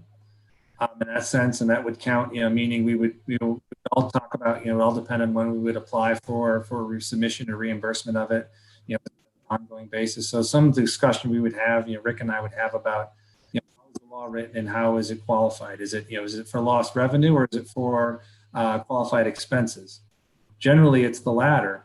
And if that's the case, then it would depend on how we file for that reimbursement and what you'd be eligible for. So, it spans quite a bit. Generally, it's generally just not a check. Even with TCAT and the airport, it's against qualified expenses, right? So that's probably where we would look at it. It would be an accounts receivable of some sort that we would have, that Rick would work his accounting magic with to ensure that accounts for in the year. So I think that's probably how it would work. I'll just caution this about federal aid and a stimulus. a stimulus package, a fourth stimulus package that provides a level of aid addresses one thing and one thing only, and that's now. It does not address the longer term impact of recovery and future revenues per se, unless it's continued aid in perpetuity or over a series of years. So while we may be able to minimize the operating deficit this year with an aid package of say $7 million, it does not address next year's shortcomings, which will most likely continue in terms of a slowing economy, right? So we have to keep in mind that a federal aid package is good for primarily for the fund balance discussion. It does not necessarily address longer term issues with the budget in terms of, it doesn't necessarily address what could happen with the tax rate next year. Because if you don't have a constant revenue source that's going to equal where we are now, and without corresponding decreases in expenses, you're still going to be in a difficult budget position next year. So I want to make sure that we don't bank too much on a federal aid package. While critically important, and again, would not pass up if it was offered to us, it will help our financial position longer term, sure, with not tapping fund balance. Nonetheless, it will not avoid that 10% tax increase discussion for next year.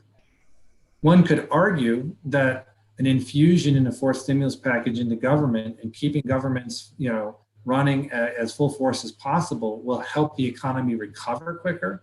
But that's an academic exercise, I think, more than an immediate one. So I just want to make sure that everyone understands that's important. Fourth stimulus is important, but it's not going to solve your budget problem going into 21 and 22. Okay, thanks. Anna.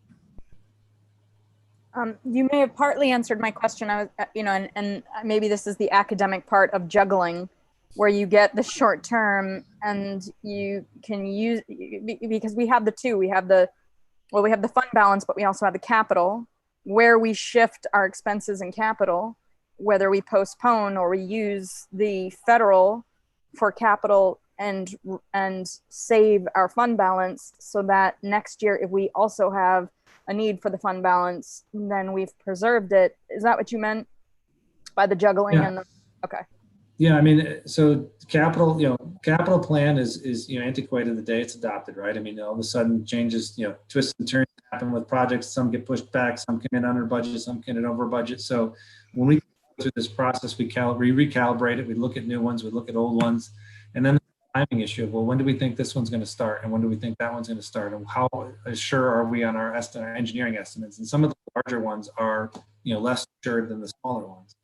So it's a timing issue. It's the likelihood that this project will start in 2023 versus 2025. And then, the money, as you look at annual costs, meaning how much you're going to be putting out related to capital costs, that's when you're going to start to look at that annual contribution.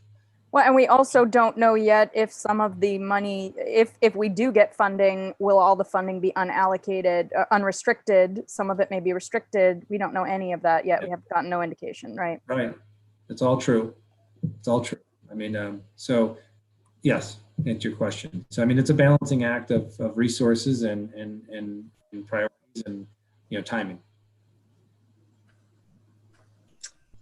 All right. Thank you, Jason, and thanks to Kevin and all the other staff who worked on this really tough problem, this multifaceted, multi-layer problem, and we appreciate that.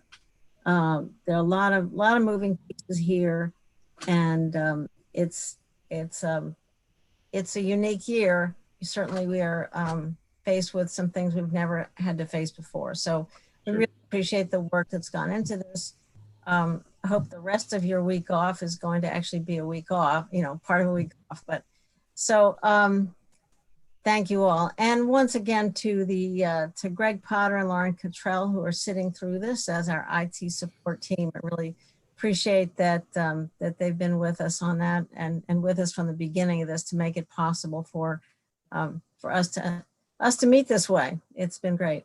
I'm going to go ahead and see if I can share this screen that I put together and see if we can stimulate. Can folks see that? See that screen there with how do we make hard choices in a difficult budget year? Can you enlarge it, Martha? I can't, it's too small. Okay. Just on the bottom right where it has it as 100%, the bar from 0 to 100% on the bottom right Okay. of your screen. If you Yeah, move but that bar. come on, girl. There we go. Okay. You do have this in your inbox. I see what I'm doing. Hold on. And I did email it today, but I wanted to have it all in front of us. All right, come on, let's go. Let's see. All right. So I really, these are the kinds of questions that this is sort of the soft part of budget making is how do you weigh one terrific thing against something else, and how do we end up with something that matches what as a community we think we is going to represent what our constituents really value and what we feel has worked well for us in the past, and how do we make these kinds of choices. So how do we allocate resources to the programs and services that provide the greatest value to our residents? What considerations are important to you? I think we're certainly aware of the constraints we have. And I agree with Mike Lane's idea of taking this to the public. And frankly, because of Zoom, we don't even have to have it on one side of the lake or another. Anybody can come to, everybody's as geographically, able to join in a public meeting if wherever it's held, if we do this by Zoom again.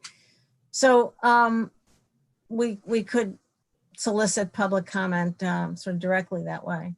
But we know among the things that are sometimes hard to explain to the public are the things that we actually have to do, the mandates where we have no discretion. We just get a bill for Medicaid, for example. We have mandated responsibilities, services we have to provide, but we may have flexibility in how we do them. We have to have a probation department. How many probation officers do we have is up to us. We have to run a jail. Exactly how do we do that is somewhat under our discretion.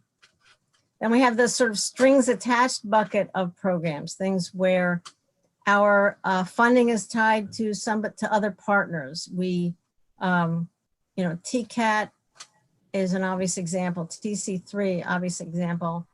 Some other subtleties, for example, as Mike Lane has correctly pointed out many times, if we cut funding to the library and to TC3, those are examples of programs where if we don't maintain our funding at least the same amount as the previous year, we can lose state aid. So there are things like that where there are nuances to our decision-making where we might want to save money in one of those areas, but the risk is of losing other funding that we don't want to let go. So those are some of our kind of constraints. So that gets to the opportunities or, where we have discretionary services, the things that are entirely our choice, or as I said, under the mandated responsibilities where we have some flexibility in how we provide those services. And then to end up with, what are our values? What programs or services or personnel would we just really scrap and make sure we protect that program just, because that's something that we really want to make sure Tompkins County does and continues to do. So with that, I really am interested in kind of just letting people talk through this. I think I've got Amanda's hand already, but I just want to open this up. As I said, we're not giving Jason direction on a target, but maybe we can give direction in terms of a qualitative analysis of what we think is important this year. Amanda. Thank you. Well, that was going to kind of be my question. What is Jason looking for tonight? Put our hand.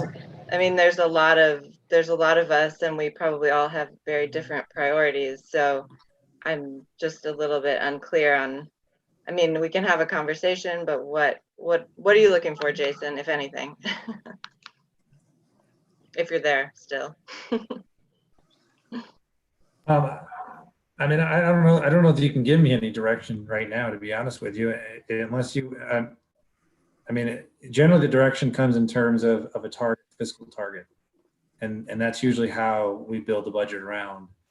I don't know that you can give that advice or that direction right now unless you feel comfortable adopting a fiscal target. Outside of that, I think the budget discussion and debate is where you're going to have to determine, you know, as you do every year, what's important, what you want to fund and what you don't want to fund.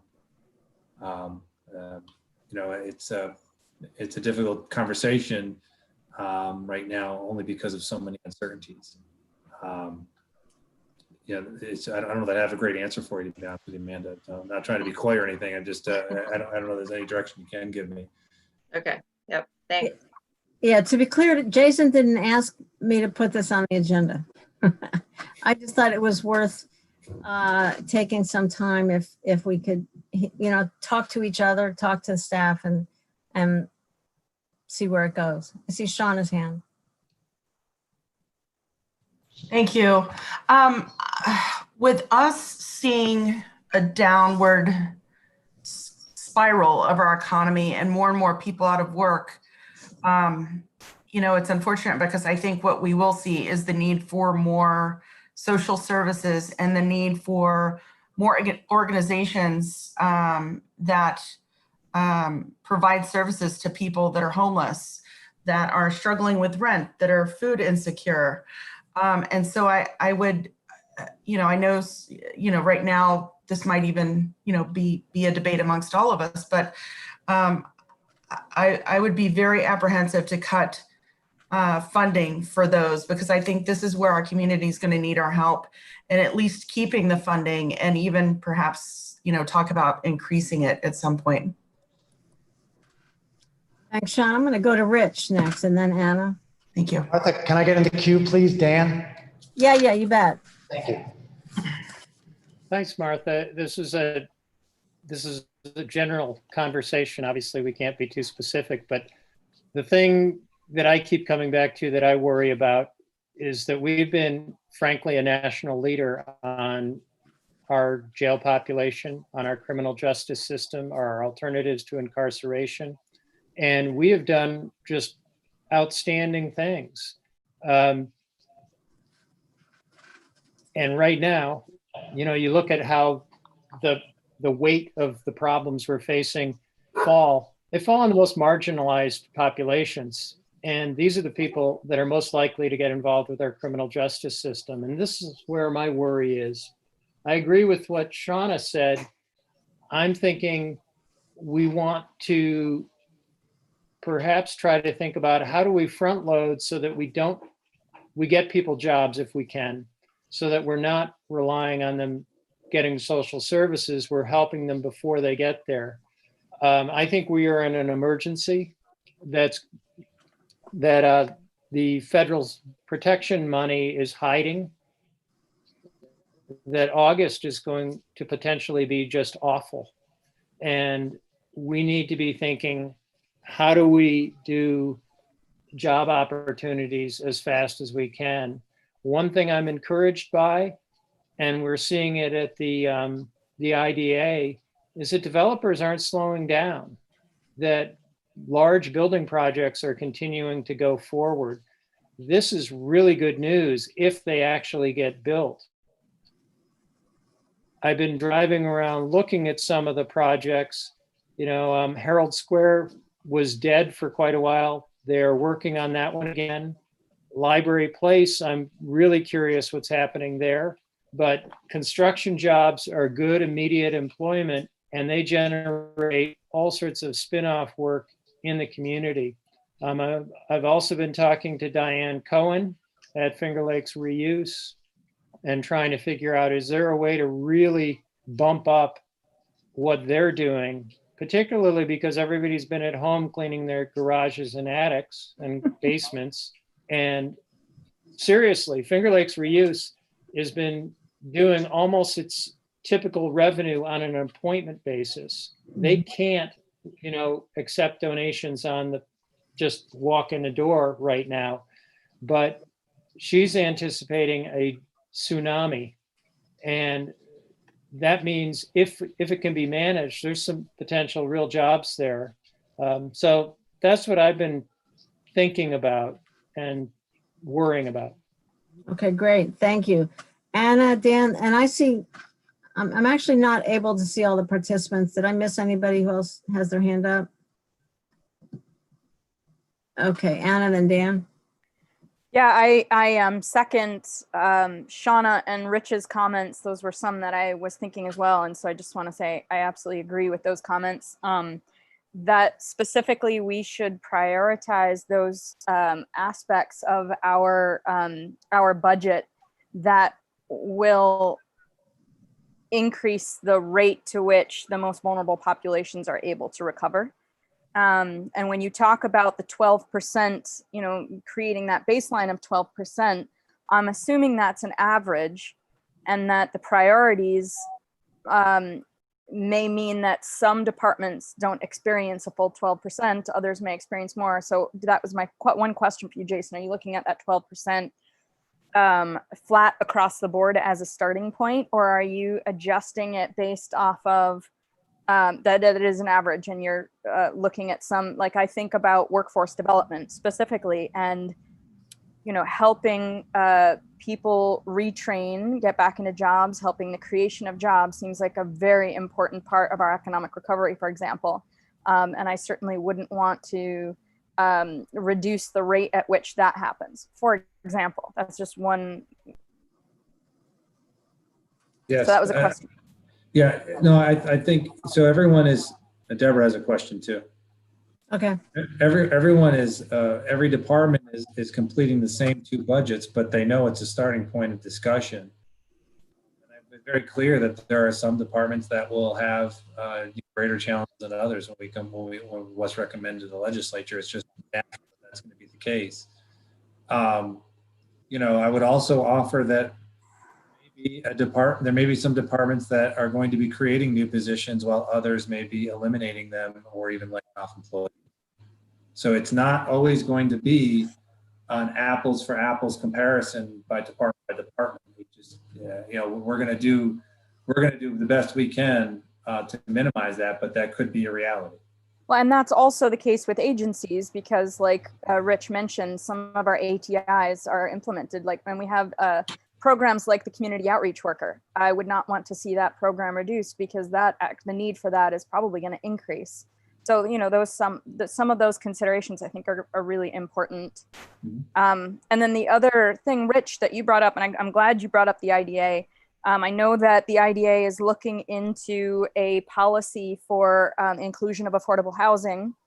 And for years we've been looking, or you've been looking at, as the chair of the IDA, I mentioned, there are other members, but looking at a local labor policy. So it seems that those are two avenues right now that could be particularly helpful for this economic recovery.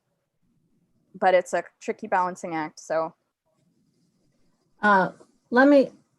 Thanks, Anna. I'm going to Dan and then Deborah. Let me mention also the wrinkle that, Jason, I think you said 12% local share is the, departments are supposed to come back with 12% local share. So for example, in DSS, where many employees are, say, 50% reimbursed or 30%, public health is 30% or whatever, to get a 12%, overall 12% cut is going to actually be harder to do in those departments. Is that right? Yeah, it's definitely it's a difficult, not everyone's on the same playing field, so to speak, because of that. So for example, a perfect example is there were a few positions that we are filling with DSS, like 4 or 5 positions, then that impact to us is, 30, 40 grand, for 4 or 5 positions. So it's just, that's just the nature of the conversation. It creates a very different conversation with different departments based on those circumstances. Okay, thanks. Dan? Thank you. I want to bring up a topic that I'm probably going to stumble through a little bit, but I think I have a question at the end of it.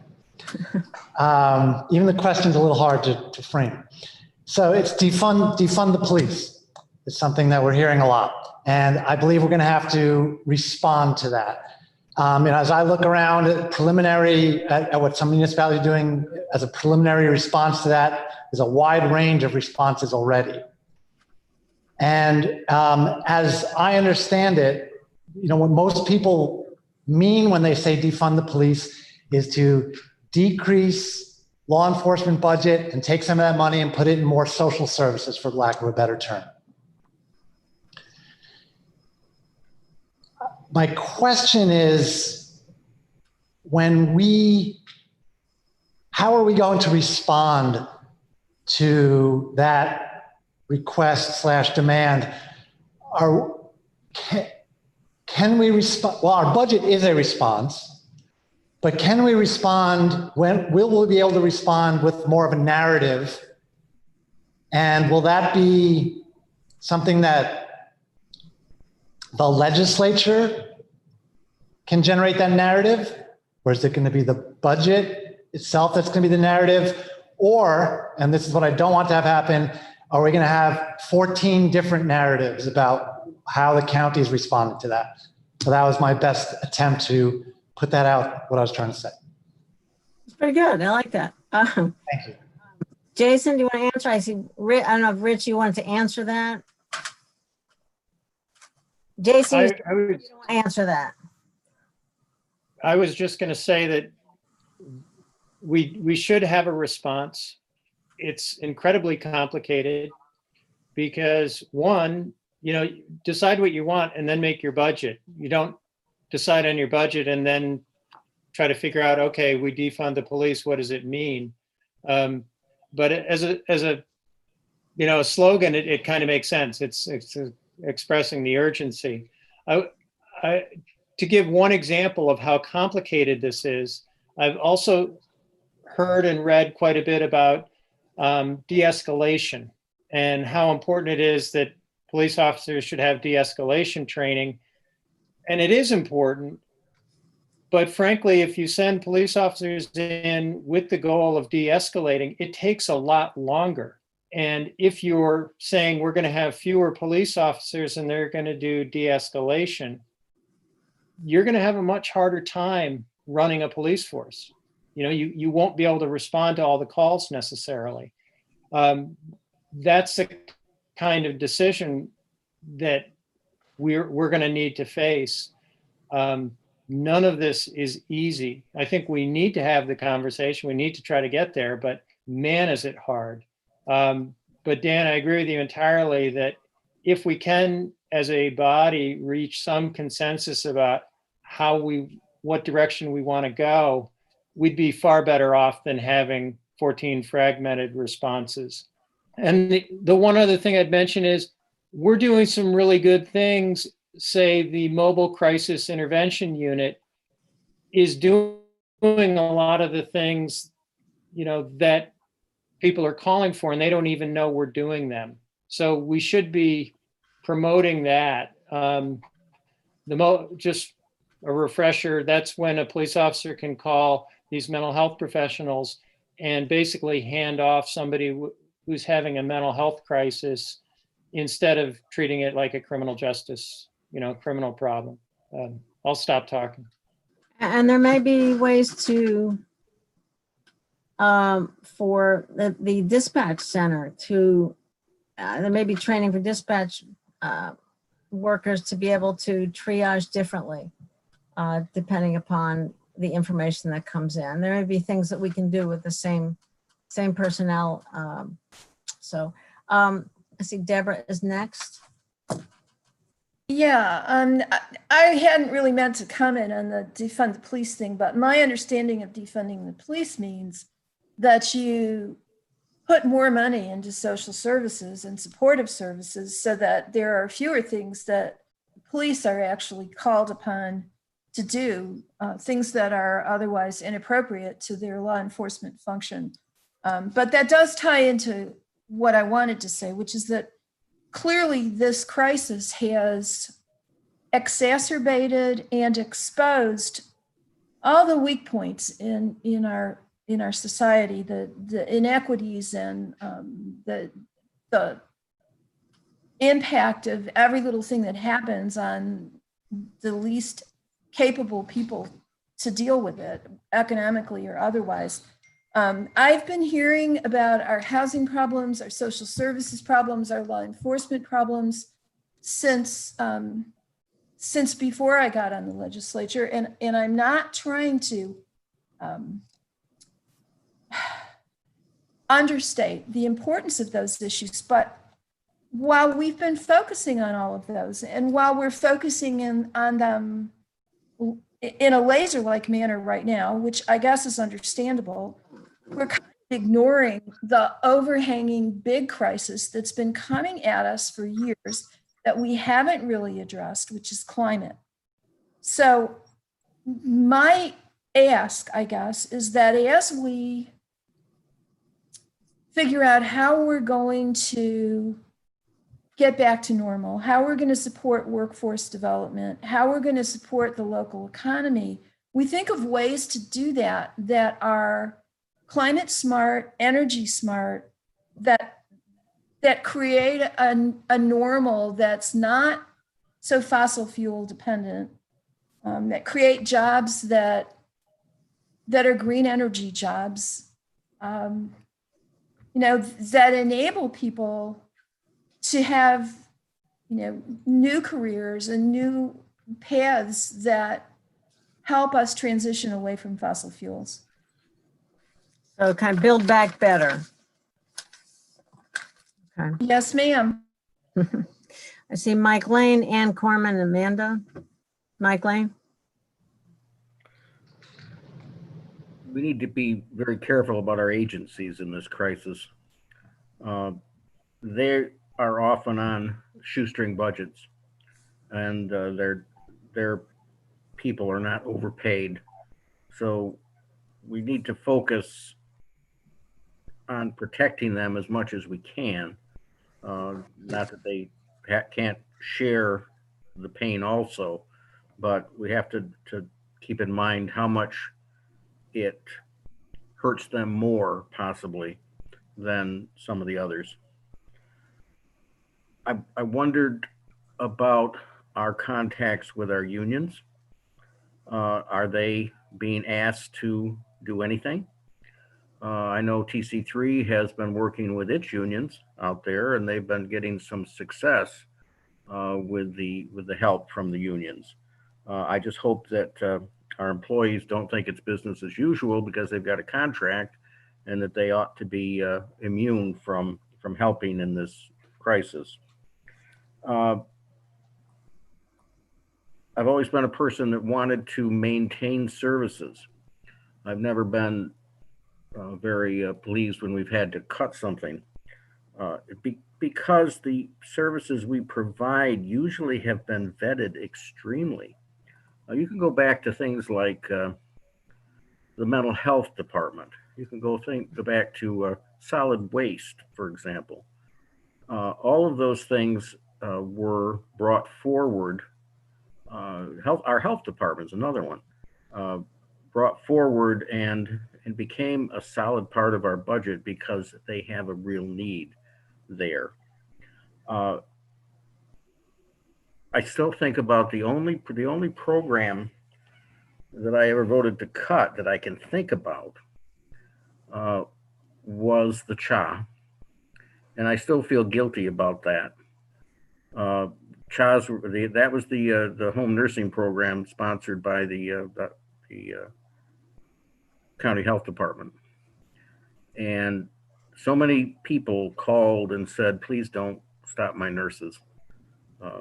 Please keep this." But all across the state, the CHAs were being a lot of the time, a lot of licenses were being sold, and then when there wasn't any money for that, they were just being eliminated. So think about, if you're talking about eliminating a program, how many people it will hurt, because it didn't come just on a whim. It came because it was important. Thanks. Thanks, Mike. Ann, Amanda, then Mike Sigler, and then I'll jump in. Annie? Thank you, Martha. I just wanted to say a couple of things, two main things. The first thing is people are talking about the issue about to fund the police, and there are people out there who have been saying for a long time and are saying now to defund the police entirely. So I just wanted to be clear about that, that there are some people that are actually saying that. There are then, and to get rid of incarceration. So some people are meaning other things like what people have already said, but I just wanted to clear that up, that people are saying that. The other thing that I wanted to say is regarding priorities, and so we're each going to have different opinions. There is no, in kind of a way, there is no should, because we're kind of we could be looking at this, at least from my opinion, we could look at how to reinvent government. What are our priorities? Listen to our citizens is huge in a way that we maybe haven't before, or more enhanced listening, because they need to be included. They are demanding to be included, and I know I said should, but I think we should listen to them. I mean, we work for them. So the other point I wanted to make was, to me, the as Deborah said, the overarching issue for me is the planet is in crisis, and to me that's overarching.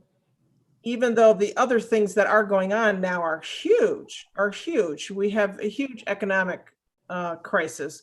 We have a public health crisis. We have huge human rights issues.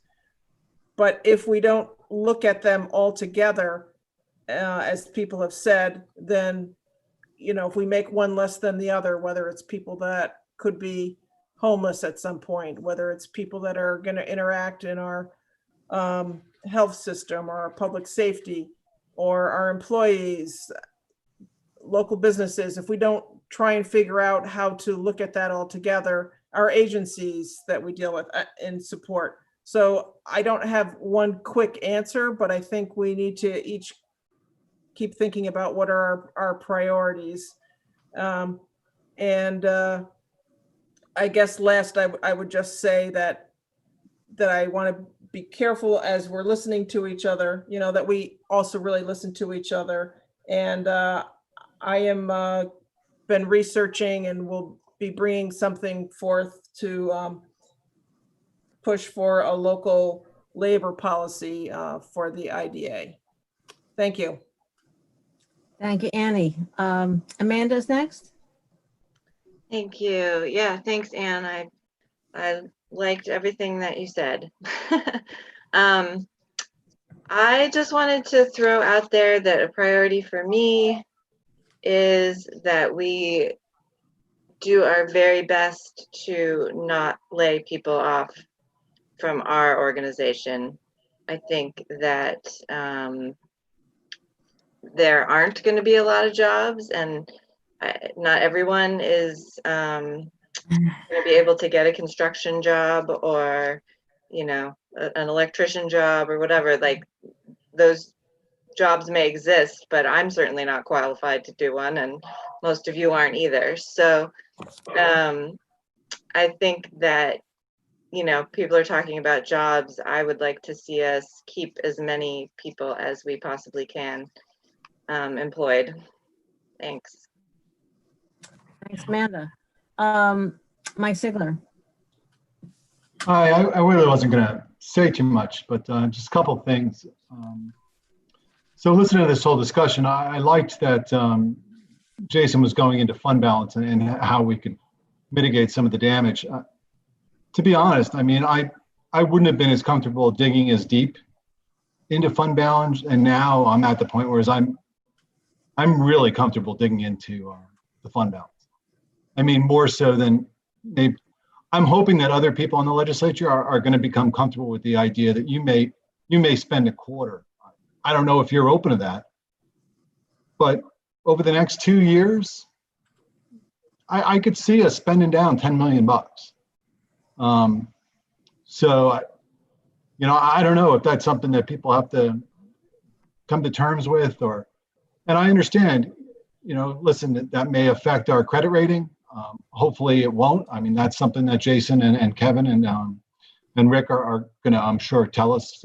They've already kind of alluded to it in other meetings I've had, but it's something that definitely I would imagine. We always say, oh, we're doing this so that in case of a rainy day, and I'm thinking, yeah, that's now, that's today. So the other thing I wanted to say, to defund the police, I wanted to say to all you folks, you have a lot to be proud of. I got interviewed by the paper, and it was like a half-hour interview. She used like 2 lines out of the whole thing. I was like, all right. But that whole interview, she's talking, and I'm like, listen, the 8 things that the mayor says he wants done, thanks to the current sheriff we have, and frankly, the sheriff we had before, we're there. We've done all those 8 things. We're actually moving on to the next things. I feel like the legislature should take a lot of pride in the vote we did of $1.3 million with the alternatives to incarceration that has lowered the jail population. So when people ask me about it, I go, listen, we've done a lot of the things you're already asking for. We're actually to the next step. What do you think should happen next? Because we're on board with this. We're moving forward with it. And I think that's something that the county really should be proud of. And as for the whole defund, we're not going to need police. I don't know. I would answer that person like that's simply not going to happen. To act as if there's no people that we need to arrest in the county. You need a police force. And frankly, if you go down to a level, you may as well not have a police force. There's going to be a break point, whereas you can't service the public. Right now, what do you have? 3 to 4 patrols on at night? You're pretty much there. I don't know how much lower you could go than that, frankly, and still have an effective sheriff's department. It would be like having a fire, department, and you've got the guy driving the truck, but that's it, right? Okay, we need a man or woman on the hose too.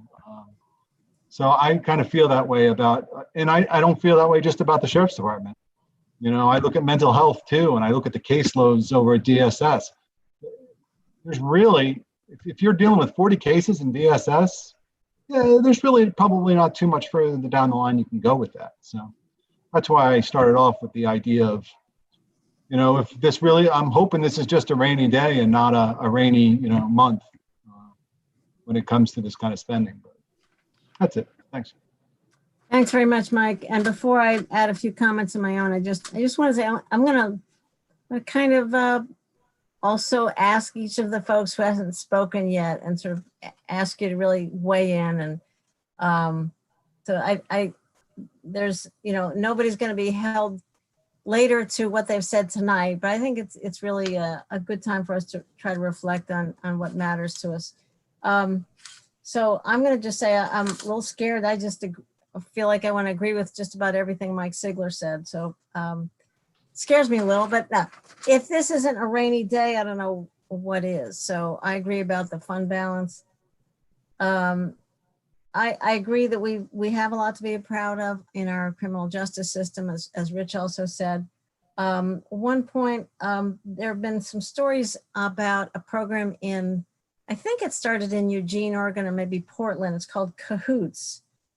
I can't remember what the acronym stands for. It sounds a lot like LEAD.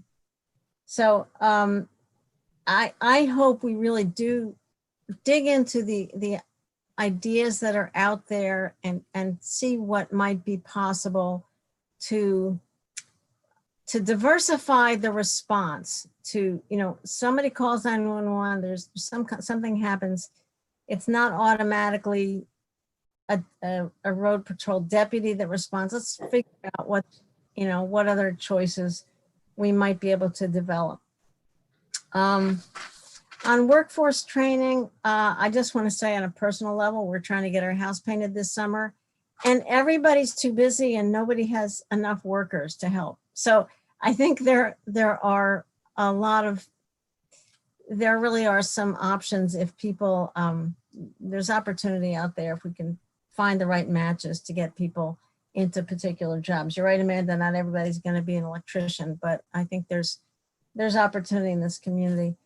And Also, I wonder if I would like to diversify our thinking about the revenue side. We all can celebrate and thank the Legacy Foundation and Purity Ice Cream for supporting Alex Haley Pool. What other kinds of proposals can we make to our local funders or even national funders? We have a number of times gone to the Park Foundation with some big ideas, and they've worked with us and been able to bring funding in.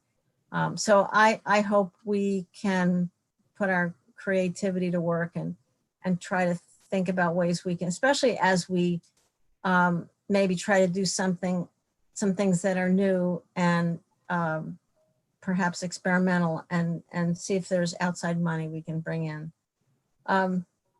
So those are some of the things I've been thinking of, and just wanted to toss those out there. We haven't heard from a few folks. Dave McKenna, do you have anything you wanted to throw out here? Nothing to add. I totally agree with what Mike Sickler said, though, and I think going forward, defunding the police is just not something we need to do. It's going to create more problems than it's going to solve. So anyway, that's my 2 cents. All right, thank you very much. Glenn, I see you turned your video on. I did, Martha. How are you? Hi, how are you? Well, I'm really concerned about this year's budget. In fact, it scares the heck out of me. I agree with Mike Ziegler. We can't make a decision on the police department or sheriff's department until we have the input of the sheriff. And I do believe he's farther advanced than any police departments I've heard of. But I really think we should look at the budget totally and find out what part of the budget serves the county as a whole, not just small parts of it, but as a whole, and work with throughout that. So it's gonna be an interesting season. Do you mean the kind of departments that sort of build support the rest of the departments? You know, ITS, that sort of thing. Is that what you mean? Yes. Okay. Thanks, Glenn. Leslyn, hi. How are you? Leslyn, I see your hand up. I'm fine. Hi. So it's nice listening to everyone's opinions and priorities. It's, you know, I just wanted to sit back and hear a lot of what people are talking about. I'm going to start just a little bit with police. And we have an order from the governor, an executive order to reimagine, reform, reinvent policing, which once we get through doing some of that work, which would involve community from the ground up, will present what our message is about policing. I would hate for us to say something in response now that doesn't go along with what comes out of these conversations we will have. And every municipality has to do that. Last week, Jason took the lead in, was it last week? I think so. Took the lead in pulling together a meeting with just about every municipality, policing agency represented, and the heads of the municipalities for us to talk through how do we want to go about doing this? Is there something we can do collectively? You know, understanding that there are nuances that apply in various places. Across the board, the one thing that was for sure that everybody could agree on is that we didn't want to put a plan out for response. What we want to do is have the community the folks who are talking about defunding and the folks who are talking about abolishing and getting rid of involved in this conversation in reimagining policing and what that would look like. We're very sure of that. I don't think anybody on that call had any interest at all in getting rid of police. And Annie is right. There are a number of people in our community who feel that way and others who don't. So we'll continue that conversation, take the orders that came our way and work on that. We're working on it at the city level as we speak as well. The thing that just in listening to everyone is the word of the day, unprecedented times. We've gone through some hard times before. This is different. And so for me, there are no sacred cows. So I begin to get a little nervous when I hear very specific either departments or agencies being named, as opposed to us looking globally at what are our priorities. And I'm hoping that's where we will really go. If we put people in jobs, we have to create jobs. To put people in jobs, our economy will bounce back. People will make money so they can be spending again. For me, that's how I look at priorities, as opposed to I have to preserve, GAC, or I have to preserve, A, B, C, or D. Mike Lane started out way earlier talking about taking this dog and pony show on the road, which we did when we had one of the roughest budget years and got a lot of community input.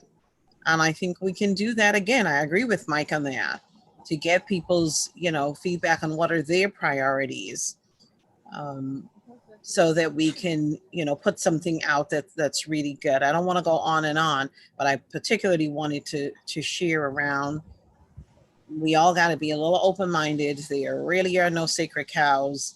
I hate cutting certain things, but I'm willing to budge if it means that it'll help us float this boat for a little longer, however we do that. Martha, the last thing you said about looking at revenues, I think one of the things I'd ask of Jason is, are there places where we can increase fees that would make a difference? I don't know what all our fees are within the county. Something that would make a difference rather than property taxes. People respond a little better to fees than they do to increase taxes on your property sometimes. To sort of look at things like that, areas like that. I want to, our nonprofit organizations or agencies, so many of us rely heavily on foundations and community donations and that sort of stuff, that I would love for government to stay out of that, especially at a time like now, because that's the one place that most of our nonprofit agencies can look to get some good support, the Park Foundation, the Community Foundation, all of those places. So I'd want us to think about that, and maybe help them to go there rather than us. Those are my thoughts. All right, thanks very much, Leslie. Just one thing on the law enforcement issues, then I see Henry, and I'm gonna put Henry on the spot. We have a timing issue. If the report to the governor is due April 1st, obviously we're making budget decisions way before the conclusion of that process. So I think we're gonna have to sort of consider that as we go along. So Henry and then Anna. Henry, you have anything to throw out here? Sure. Let me first deal with the fund of police.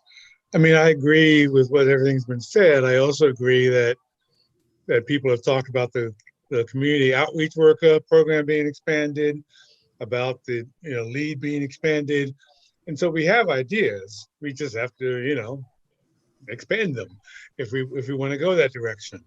Mm-hmm. In terms of the budget, I mean, I would like to get the advice of the people who went through the 2008 budget, to figure out what you did back then, to hear about that. I'd also like to, and maybe this is just the harsh way of thinking about it, but I'd like from Jason to basically give us a formula. Give us a formula. Basically, okay, we got a $7 to $13 million deficit. You know, how much is it worth? I mean, how much would we get by laying off people? How much would we get from other funding, other things? Basically, what's the moving pieces in that puzzle? Because, you know, we're gonna have to face it sooner or later. If we want to put everything in fund balance, that's fine. But I assume he doesn't recommend that. I assume he obviously does not recommend that we tax everyone either. And so again, just sort of the different ways that we can come up with money to balance it, because I do think that's going to be very important, because we're all going to have different priorities, but you know, if we have a fiscal way of dealing with it, we can do it. And also, you know, Martha and Leslie and I already suggested having a public dealings with the budget, like Mike Lane has stated, saying going to the public to try to get buy-in, try to get their ideas. What should our priorities be? Because I'm thinking about maybe, you know, putting your thing about a difficult budget year, maybe putting that on my listserv and see what people have to say about it, just to sort of see, just to get their response. Because I already told them it's going to be a tough budget year, and so, you know, just finding out what they have to think and what their priorities are would be very important. Thanks, Henry. And I'm going to go to the second page of it in a minute. Jason, do you want to respond to the question about, you know, give us a formula or anything that Henry said there, or anything any of us has said so far? Yeah. I mean, I think it's been helpful to hear what everybody's interests are. I think, you know, this is going to be a difficult balance, but the only thing I can assure you is, you know, we're going to spend a lot of time to put together a fair and reasonable budget that's going to make sense. You know, there will be parts of it that you all like, and there will be parts of it that some of you won't. And that's probably the best I can offer you right now. You know, we're going to take this one step at a time. Got good staff, good department heads that I think are going to come at this with some innovative ideas and thoughts. So I'm always surprised, and they show great leadership at times like this, a challenge. So we have to trust that they'll put together some good thoughts and bring forward some good things to us, and they will. So, you know, as far as a formula, there is no magic formula. You know, if there was, I wouldn't be sitting here right now if I knew what that formula was. But you know, we'll put together an honest and a good, fair, reasonable budget, and we'll go from there. Yeah, that's all I can offer you. Okay. Thanks, Jason. Anna?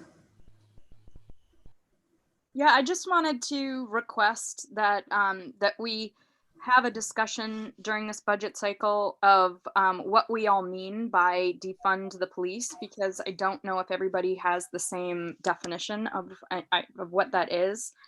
So it's important, I think, that we're all on the same page. And from what I have heard in support of what Leslyn was saying, there's a reimagining that's being required at the state level, but there's also, what I'm hearing by a majority of people in the discussions that I'm having, is not disbanding, which is separate than defunding, a reevaluation of the components that are things that have been put onto our law enforcement that could actually be shifted into public health issues, that they're not actually fundamentally criminal issues, but public health issues. And the idea is to decrease the risk factors causing criminality at its core. So identifying the root causes, prioritizing investments in those to reduce the need itself, rather than simply prioritizing criminalization. So you know, we may all be coming from different places, and I just want to make sure that we all have that same definition, working definition, when we have that conversation. Yeah, I agree. And I think that'll be just a wild guess, a big topic of future agendas by the Public Safety Committee. And So I think that'll be really important. Before we close, I thought let me go through the next page here, and I would caution that, and this was just part of the rest of your what I sent in by email. I would caution that if we do decide to go out to the public, and I think it's a good idea, there's a lot of preparation involved in presenting anything that would have meaning to the public. You know, our budget is so complex. You don't want to just throw it out there. I mean, I remember the years when people would say, well, just do the things you have to do, like fix the roads and keep the library open. We'd say, well, actually, those are the things we don't have to do. So unless we take time to prepare a solid presentation, and that takes a lot of time to do that, to educate the public going in so that they can give us meaningful input back. It's a major piece of work to get that kind of presentation ready. So I think that's something that really Jason and his staff really have to think through.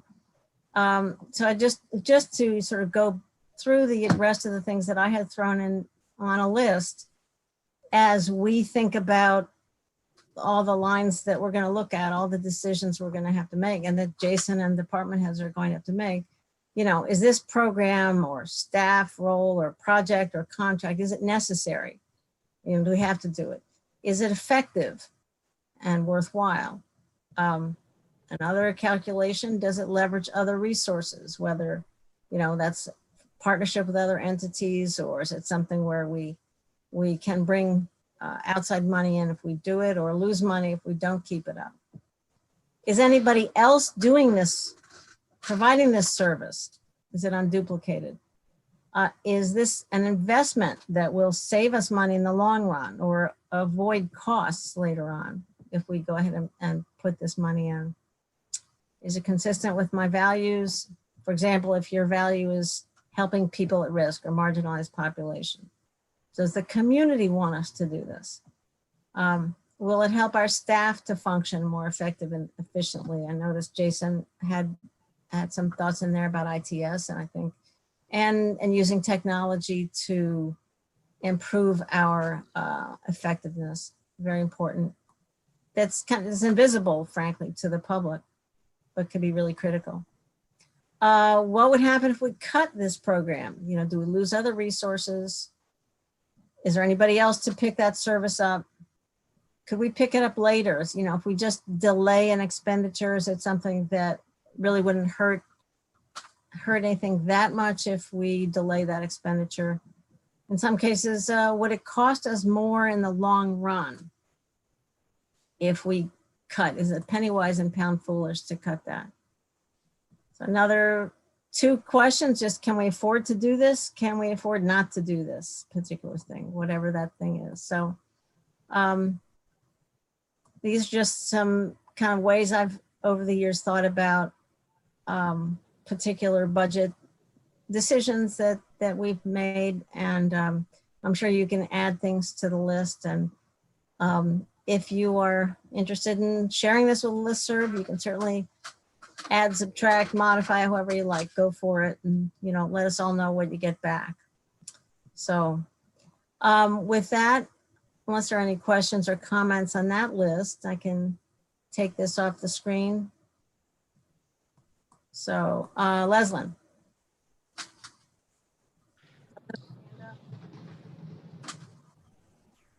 Sorry, Martha, I don't have anything else.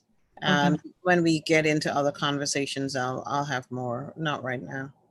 Okay. All righty. Just see a few things in the chat. Jason, we have the ability to manage a meeting with public comments via Zoom. That sounds great. And of course, somebody says that we have a problem with people who don't have internet. Absolutely, that's always the case. Maybe it's the sort of thing that Dominic can work with the media and see if we can get good coverage of whatever it is we're going to put out there. So Sounds like more work ahead. Is there anything else anybody would like to share or ask, or any brand new ideas? All right, well, again, thanks to everybody for all your hard work on this, for your thinking. And as we've said, this is just the beginning, or maybe it's the middle of the beginning. And Jason, thanks to, you've got your hand up, Jason. We are Yes. really grateful for all your work in putting this together and helping us think through these hard choices. Go ahead. Thanks. I just wanted to add, maybe this isn't the right time to talk about it, but if we're talking about additional meetings, perhaps maybe a conversation about the EBC meetings and how they can be structured or structured differently. When you look at a calendar, you're talking about 2 to 4 night meetings a week for 8 weeks straight. And if there's an opportunity to have a conversation about perhaps condensing them into a 1 or 2 day session somehow versus 8 separate meetings in addition to legislature meetings, in addition to the other public input meetings, to kind of, I'd like to be part of that conversation only because it will get very difficult between the past 4 months, preparing the budget over the next 2 months, and then going into 8 straight weeks of 3 night meetings a week is very difficult. I would agree entirely. So yeah, that the budget committee will tackle, and certainly want to hear from you on that. Okay. Thank you. You stimulated some hands up, Mike Lane, and then Henry. I would disagree strongly. Some of us, and I realize it's not a majority, but some of us actually have jobs that we have to do, and to say let's take 2 or 3 days and spend it on budget may sound good, but it's pretty difficult. We talked about it last year. We didn't go forward with that idea, and I'd really think that the process we have, even though it may take several nights, as you've said, Jason, I think that's a better way of doing it. Thanks. Henry? Jason, I'm wondering, when do we need to sign off or deal with the amendments to the 2020 budget? I'm not sure I understand what you're referring. Are you referring to something specific, or? Well, we're going to be in a deficit. We're in a deficit situation. Right. When do we have to adjust that budget? I mean, I know that 2021 will go through September, get it done by November. When do we have to adjust the budget or change things for the 2020 budget? You generally wouldn't do a mid-year adjustment in this sense, meaning, would you appropriate fund balance to offset revenue? You generally wouldn't. In this case, you would run an operating deficit, and then at the year end, that operating deficit would negatively impact fund balance. It's generally how a situation like this would work. A one-off expense where you usually expect to overexpend a budget line is usually done through a contingency transfer. In this case, with a revenue shortfall like this, you generally wouldn't amend the budget again until year end, which would be done at the end of the year, but you wouldn't generally take an action to adjust revenue. Okay. Also, have you heard from anywhere in the Albany about them basically whatever stimulus that we get, if we get anything of the state government, sort of saying, fine, we don't have to, we can cut your state aid by that amount? I would expect it. I mean, that's how the last stimulus worked. 10 years ago, is it went to offset state projects, and you didn't really get a lot of it trickle down to you. So I think it'll be a game similar to all the effort that was put into the EFMAP funding. This last CARES Act, where it wanted to be, there was specific language that Senator Schumer worked on to ensure that it went to counties primarily for this reason, and it slightly infuriated the governor for the time being. I would expect that there'll be a similar game again played? Should this become a real discussion about a forced stimulus and ensuring that local aid goes to local municipalities and that they can't be negatively impacted by states? But it'll Okay, be thanks. part of the game. Yeah. Well, that does just, it's a nice segue, Henry, to the tomorrow's meeting at 11:30. Continue the conversation. All right, well, much more to come. Thank you all very much. Again, Jason, hope you have a great rest of the week and do get some time off. And everybody have a good week and a good evening. Take care. Thanks for everything. Thank you. Good night. Thanks. Bye-bye. Thank you.